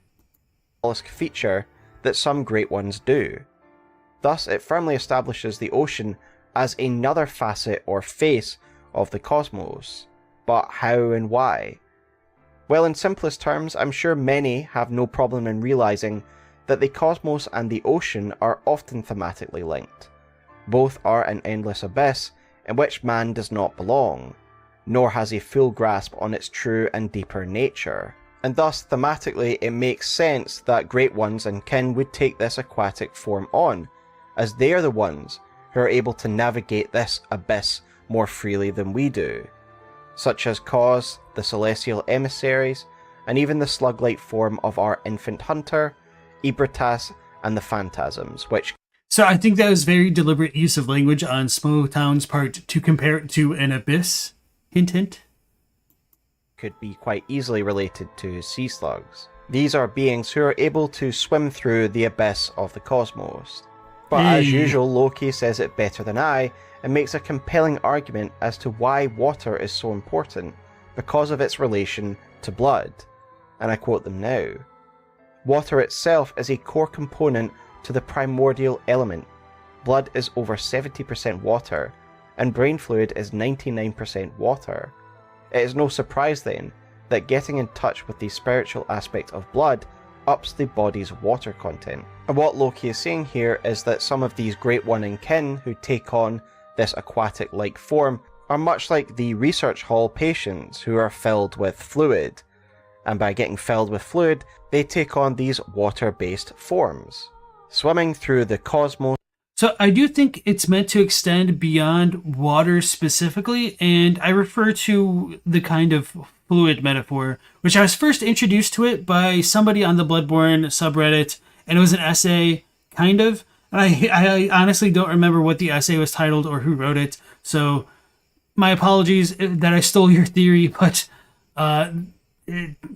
just kind of the failing of the human mind sometimes. But anyway, the idea of the fluid metaphor ties into the whole concept of dripping and stagnation, which goes into the flow of water or flow of fluids and stagnation, impurity, all that kind of fun stuff. Maybe it was Sophie Pilbeam of Sinclair Lore, formerly known as JSF or Jerk Sans Frontiers, in their videos that also brought it up. I know in the early Bloodborne lore days, they definitely had their videos that touched on it, but at least for me, I first saw it in that one essay. But anyway, the fluid theory to me represents that when we talk about things like the lake rune and the ocean runes and water being a bulwark of sleep, if you take that idea that instead of just water, it's kind of all fluids, that the impurities in such fluids will drip down and sink to the bottom of them, where they kind of congeal. And if water is truly the barrier between dimensions and worlds here, then what would happen if you sink below the very bottom of the water and the fluid in general? Would that give you access to that other dimension? I do think that's very possible, and that would directly go into one of the Research Hall patients dialogues who talks about it a bit more directly. I think I have footage of it, but maybe I don't have footage. Anyway, maybe I don't have footage, but I have screenshots. So many of these Research Hall patients talk about the sea, obviously, and one of them asks whether or not water drips deep down below at the very bottom of the sea. And I think if you take that idea of fluid in general, which, sorry, I'm not getting to my point more directly here, that things like quicksilver, aka mercury, which is a liquid metal, is kind of like the heaviest liquid, would sink down even further than both water and blood, which might be why kin type enemies are more associated with quicksilver, which is why so many drop quicksilver bullets, and just the fact that quicksilver is kind of like the alchemical component that's used to break down a lot of stuff. But I'm not super crazy familiar with the alchemy stuff in quicksilver, so maybe other content creators like Max and Crunchy could provide more insight as to Mercury's ties into the arcane in terms of alchemy there. But anyway, I think that's important to consider because blood is said to be thicker than water, and I think that's kind of where a lot of the metaphor starts to make sense. So if you have water at the top, then you have blood beneath that, and then even thicker than blood, you might have mercury, and then past mercury and all those impurities within the blood, you actually hit the nightmare. So, sorry, that took a kind of a scenic route to get to that point. Most freely, more gracefully than we primates could ever imagine. But as you will see when we look at the more arachnid-like Great Ones, they too have this idea of traversing different dimensions freely baked into their design, just in a different fashion.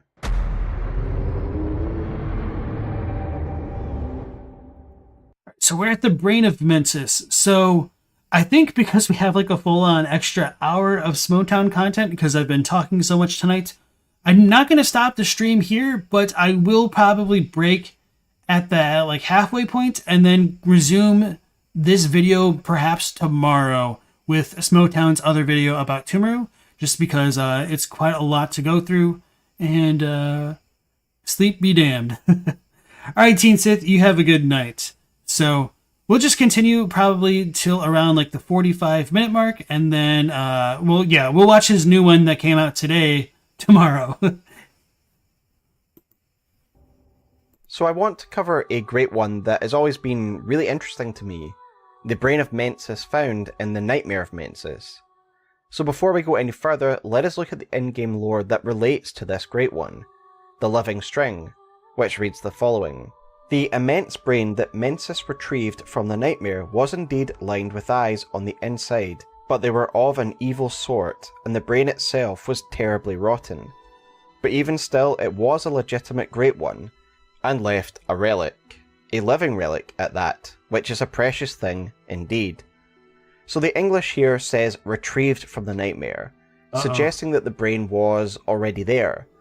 Yet I've always believed innately that the Brain of Mensis is a great one formed out of the collective consciousness of the School of Mensis itself. Let me explain my logic and also provide some alternate translations from Loki, as well as offering their take on it as well. Firstly, let's look at the translation provided by Loki regarding the living string, which I quote now. The great brain tissue that Mensis acquired in the nightmare certainly harboured eyes within, but it was completely defective. Those eyes are of an evil kind, and the brain itself was rotten. So this is already a little different. It says acquired in Loki's translation, and this certainly doesn't mean that it was a brain that already existed. Rather, it was a brain that was granted upon the School of Mensis upon their arrival within the nightmare. And to corroborate this, I will also provide Last Protagonist's translation of Living String from their spreadsheet, and it reads the following. The gigantic brain Mensis gained in the nightmare. And to help explain this further, Last Protagonist does have some notes on their version of the translation. Eta is the past tense of gain, get, acquire, meaning Mensis didn't necessarily retrieve a brain that was already there. They themselves gained the brains. So both Loki and Last Protagonist offer alternatives to the word retrieved in their translations, and this gives rise to the possibility that the brain was not yet in existence until the School of Mensis came to the nightmare. So with that in mind, let us move on and look at the next main piece of evidence that relates to the Nightmare of Mensis. The third umbilical cord that is dropped by the wet nurse, which reads the following. Every great one loses its child and then yearns for a surrogate. This cord granted Mensis audience with Murgo, but resulted in the stillbirth of their brains. So already here we get a good amount of information about the events that unfolded. The School of Mensis connected with Murgo and were brought into the nightmare. In the waking world we can see that the Mensis scholars that partook in this ritual are dead, and each of them wear a Mensis cage on their head, the item description of which reads the following. It also serves as an antenna that facilitates contact with the Great Ones of the Dream. So my very basic takeaway is that the School of Mensis used the cord and the cages to connect with Murgo, and Michelash's mind became host to this nightmare realm where they were able to have an audience with Murgo. Their consciousness all transferred into the nightmare, while their bodies were left to die in the waking world. Loki's interpretation of the events that followed is that the wet nurse, or Murgo, presented the School of Mensis with a great one of their own, a sort of Faustian bargain, where the school's wish for a brain lined with eyes was granted, but in a more literal sense. So rather than granting these scholars eyes within their own brains, they were granted a big, useless brain that was lined with eyes. And there is definitely a thematic beauty to this. However, my own theory, and the one that I've always held, is that the Brain of Mensis is what remains of the School of Mensis, rather what they have become, that it is formed of the collective minds of the School of Mensis, who... Alright, so we had a question in the chat from Without Horns, in that, why isn't Michelash part of the brain? And that's a very good question. You might be able to headcanon that Michelash isn't part of the brain because he's the host of the nightmare, I don't think that really works super well. Maybe he was in a different part of the library and didn't get sucked into it. Maybe he missed out on his own party as the host of it. Who knows? But just to be fair, we also have the random Hunter NPC Edgar Choir Intelligencier, in that he is also not part of the Brain of Mensis, and we don't really know why. But for what it's worth, I guess you could also make the argument that these corpses here weren't part of the Brain of Mensis either, because they have the frenzy spears sticking out of them, which maybe you could argue came from the Winter Lanterns, and the Winter Lanterns predate the Brain of Mensis, but I think that's very unintuitive to come to that conclusion, at least that way. So, right. What else was I going to say about the brain here? Oh, yeah. So, like I was mentioning way earlier in the video, I do kind of agree with Smoughtown's ideas here in that there's a pseudo-Faustian bargain where the School of Mensis wanted eyes on the inside, they gained eyes on the inside, but wait a second, you didn't say what kind of eyes you wanted on the inside. And so they kind of got their brains scrambled by the evil eyes. Obviously, I was saying that a bit reductively just to kind of make light of the situation, but for what it's worth, part of the reason why I think they may have gained eyes on the inside after coming into contact with Murgo is because there's a ton of eyes lining the entire perimeter of the Nightmare of Mensis, potentially coming from like the bodies of bugs or insects or something like that.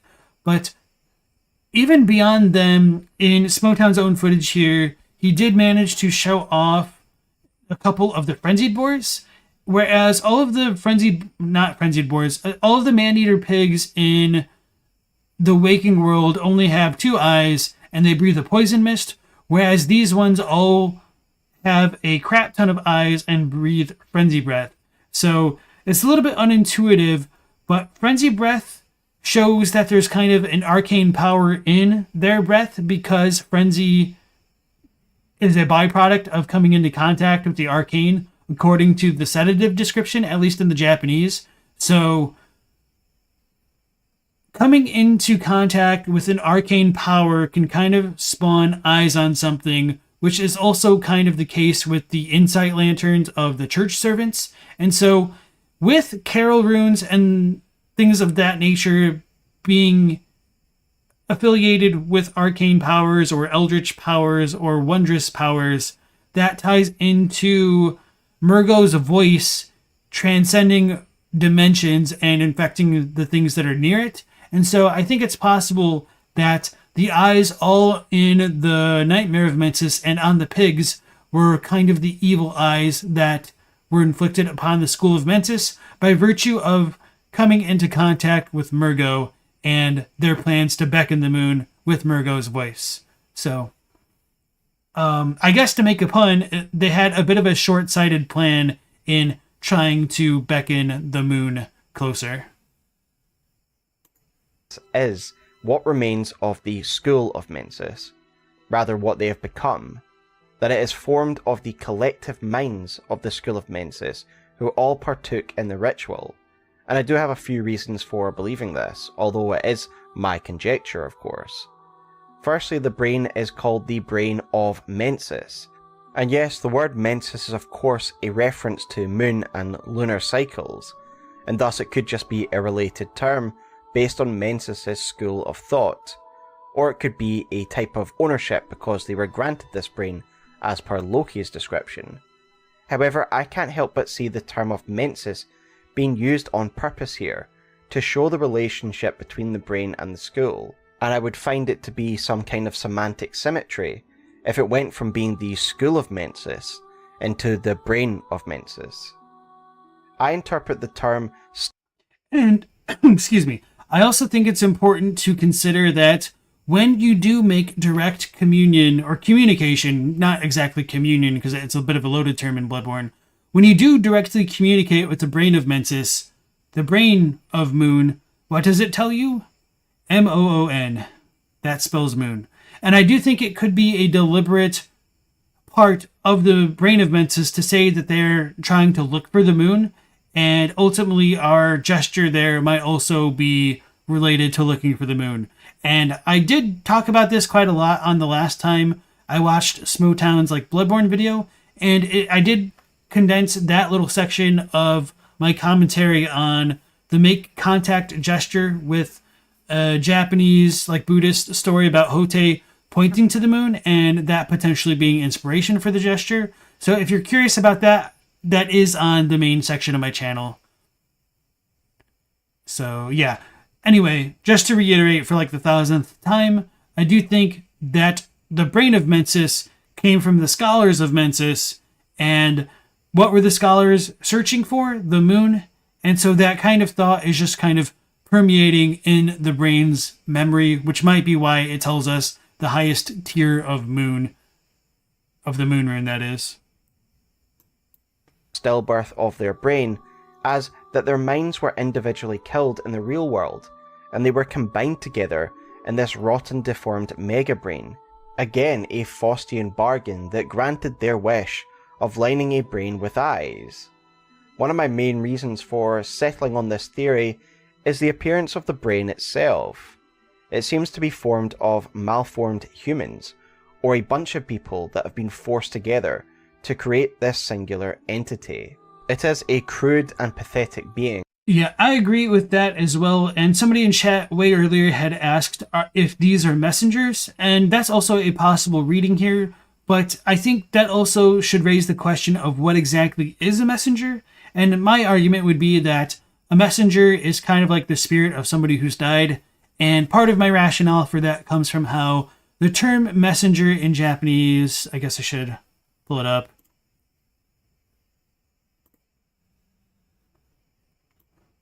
So if we look up shisha, shisha in Japanese, like the first term is going to be dead one. Dead person, the deceased.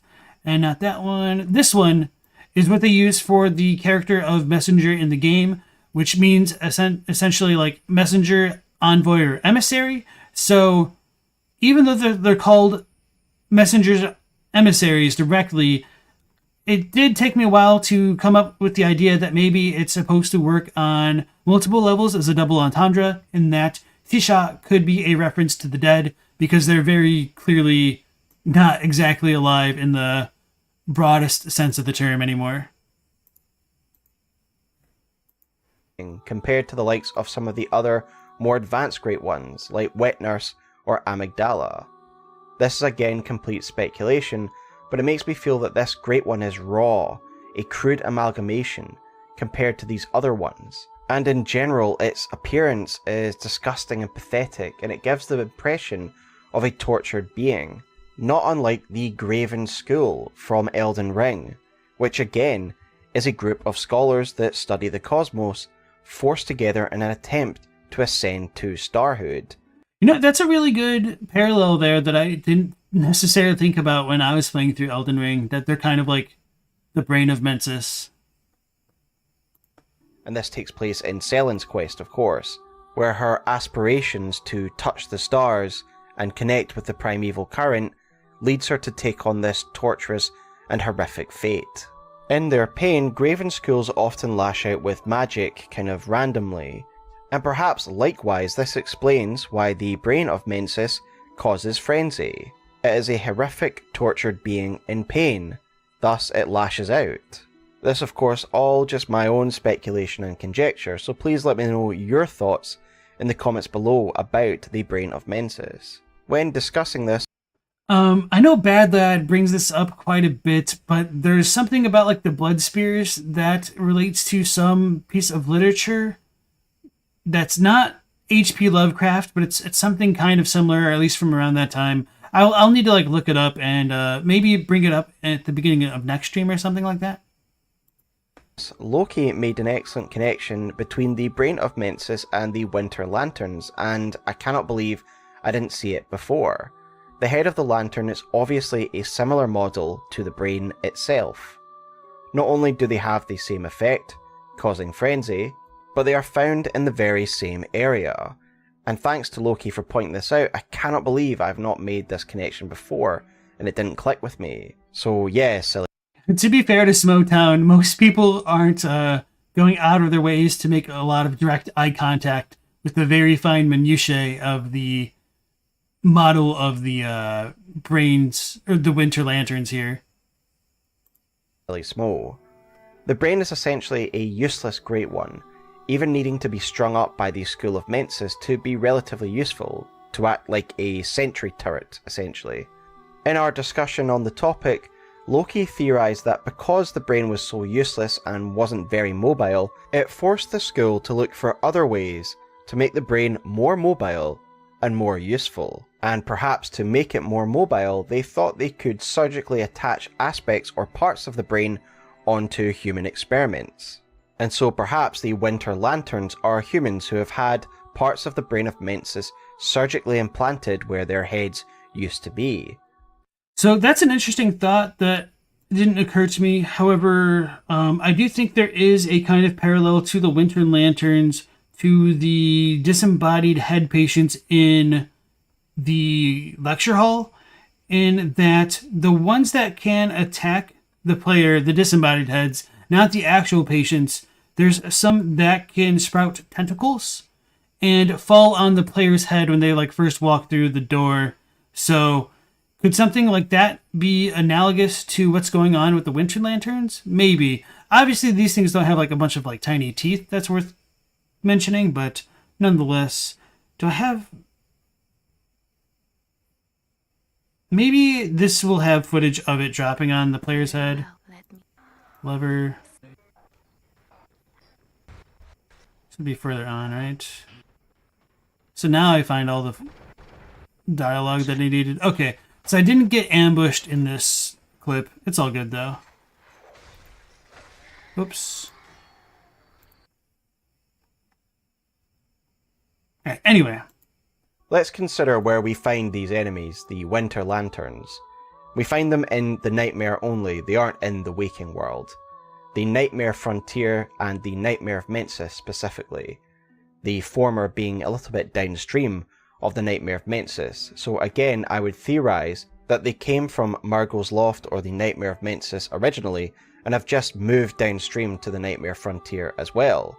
And they are most concentrated in the Nightmare of Mensis, especially around the brain of Mensis itself.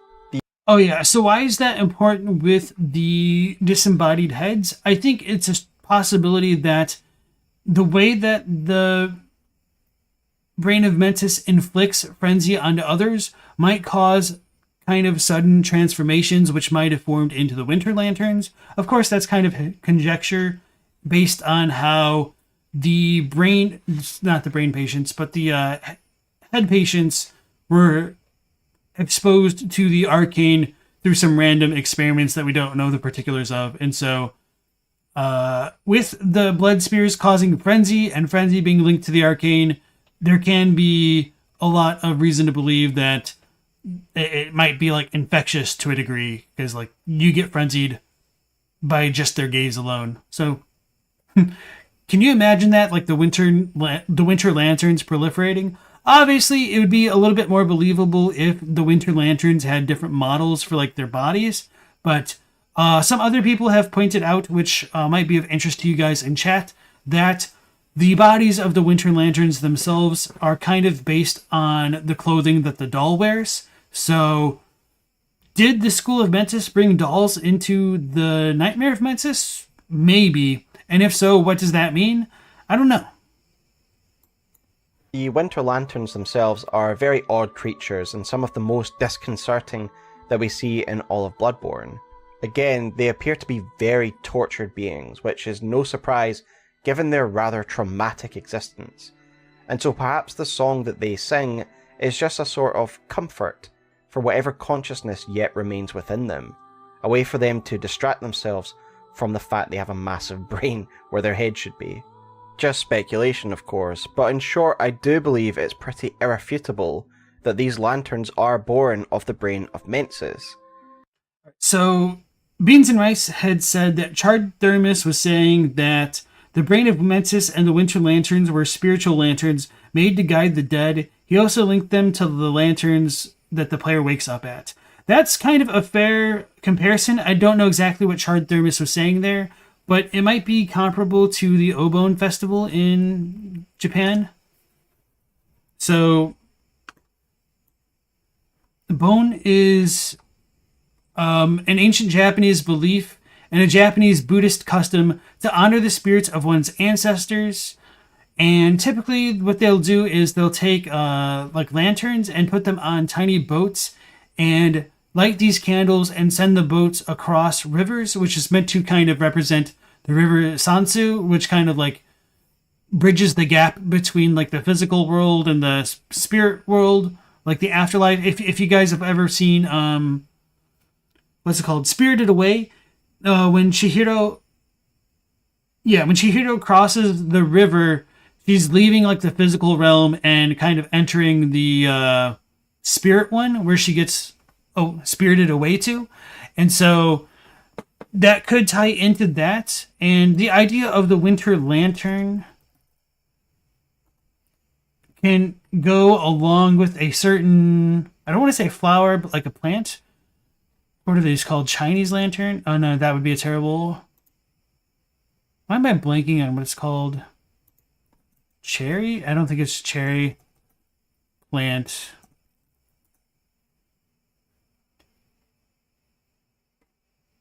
Aikakenji? Whatever this is. So this is an image that I saw like a very, very long time on Wikipedia. And I was like, oh my god, this looks like the amygdala head. And so maybe there's something to it.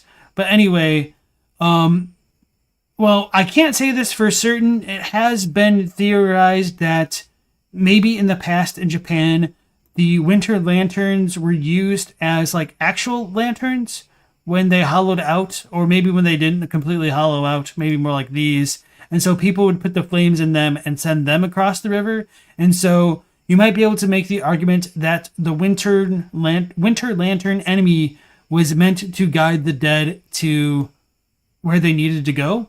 So it's very convoluted, but that's kind of like the closest thing that we can go off of, just because of the way that this enemy is named. So Winter Lantern just comes from Hozuki. I don't know how to actually pronounce it. Hozuki. Of course, it's the exact same thing. So it's called the Chinese lantern plant. So that's where you get Winter Lantern from. Okay, so it is a flower. Anyway.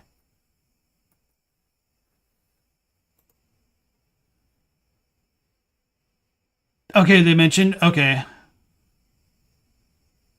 Lanterns are related to tomatoes and peppers? Okay. And it led them to the brain of Mensis, maybe? I don't know about that. It could just be like the fact that they have messengers in them, and so they're dead themselves. It's kind of hard to interpret, like, what is just interpretation, not interpretation, but like inspiration versus what's kind of reimagining of old things.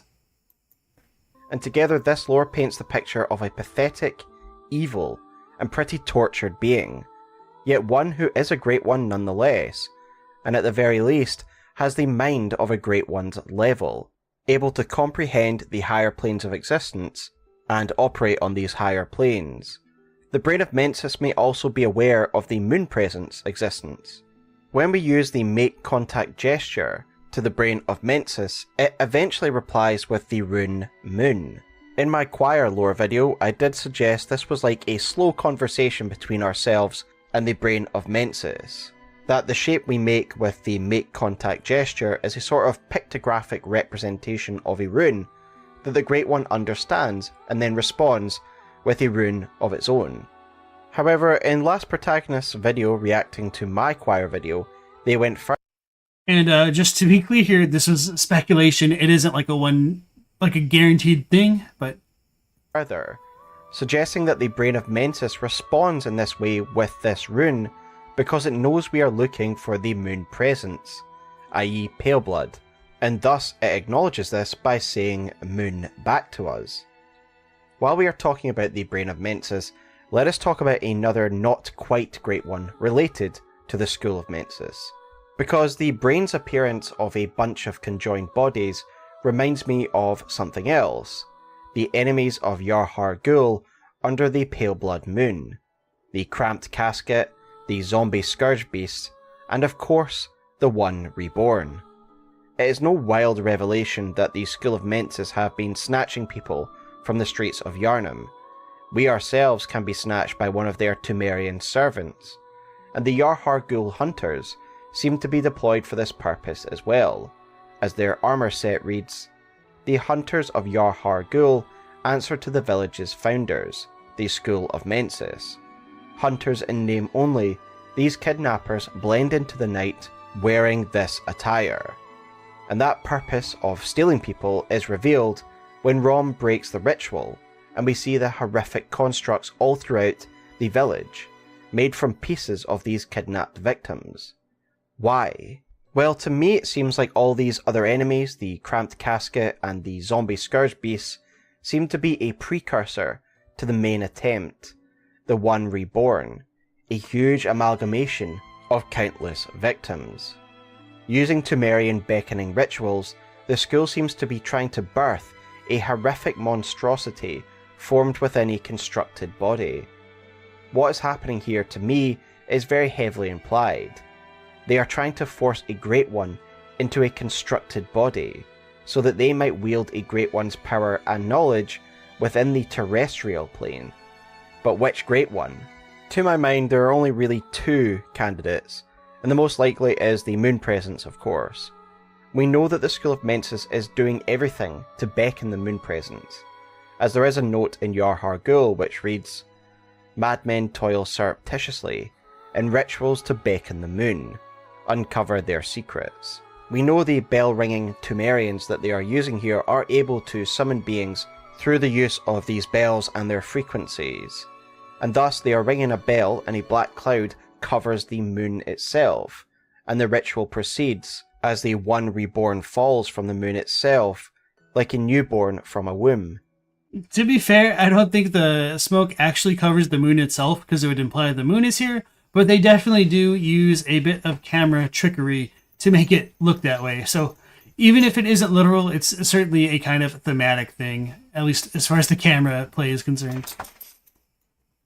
The very fact the ritual focuses around the pale blood moon, and this black cloud covers the moon in particular, really implies that they are trying to force the moon presence into this surrogate, coupled with the fact we know that the School of Mensis is specifically trying to beckon the moon presence, and it makes it almost a certainty that this is the being that is partially summoned into the One Reborn here. However, my other suggestion is that the One Reborn is the School of Mensis Reborn, the brain of Mensis reborn into the material world, the collective consciousness of those who passed over into the nightmare and became a Great One, the brain. But that is a bit out there, and I do really believe that the School of Mensis is trying to trap the consciousness of the moon presence into the One Reborn. But let me know your thoughts on the One Reborn below. Yeah, that's pretty much all you can ever guess about the One Reborn, just because there are pretty much nothing. There is pretty much nothing you can build off of. It's just kind of there. So your interpretation is valid, essentially. So yeah, I think this is a good spot to stop. It's also a good chapter break for us, and we will continue this video tomorrow since we're running a bit over time. So about 45 minutes of this. Maybe we'll run a bit longer tomorrow too. I don't think I added Smoughtown's new video to the list yet, but I'll do that. And we'll probably just do a bit of a Smoughtown binge between today and tomorrow, looking into Bloodborne, because I love Bloodborne. Makes sense. Hopefully you guys too. So, okay, everybody, once again, thank you for joining me in these streams. I appreciate it. We will be going live again at 10 p.m. Eastern Standard Time tomorrow. Hopefully we'll see you then as we dive back into the world and lore of Bloodborne. Very much looking forward to it. I feel like this video has been really good so far, and I'm not just saying that because, it's including me. No, Smoughtown does make some quality content. So I'm going to go ahead and link his video into chat now, if you guys want to give him a like and a follow, or even if you want to skip ahead and see what else is coming in the video. But yeah, that'll be it for me for tonight. And we'll catch you on the next one. Last Protagonist out.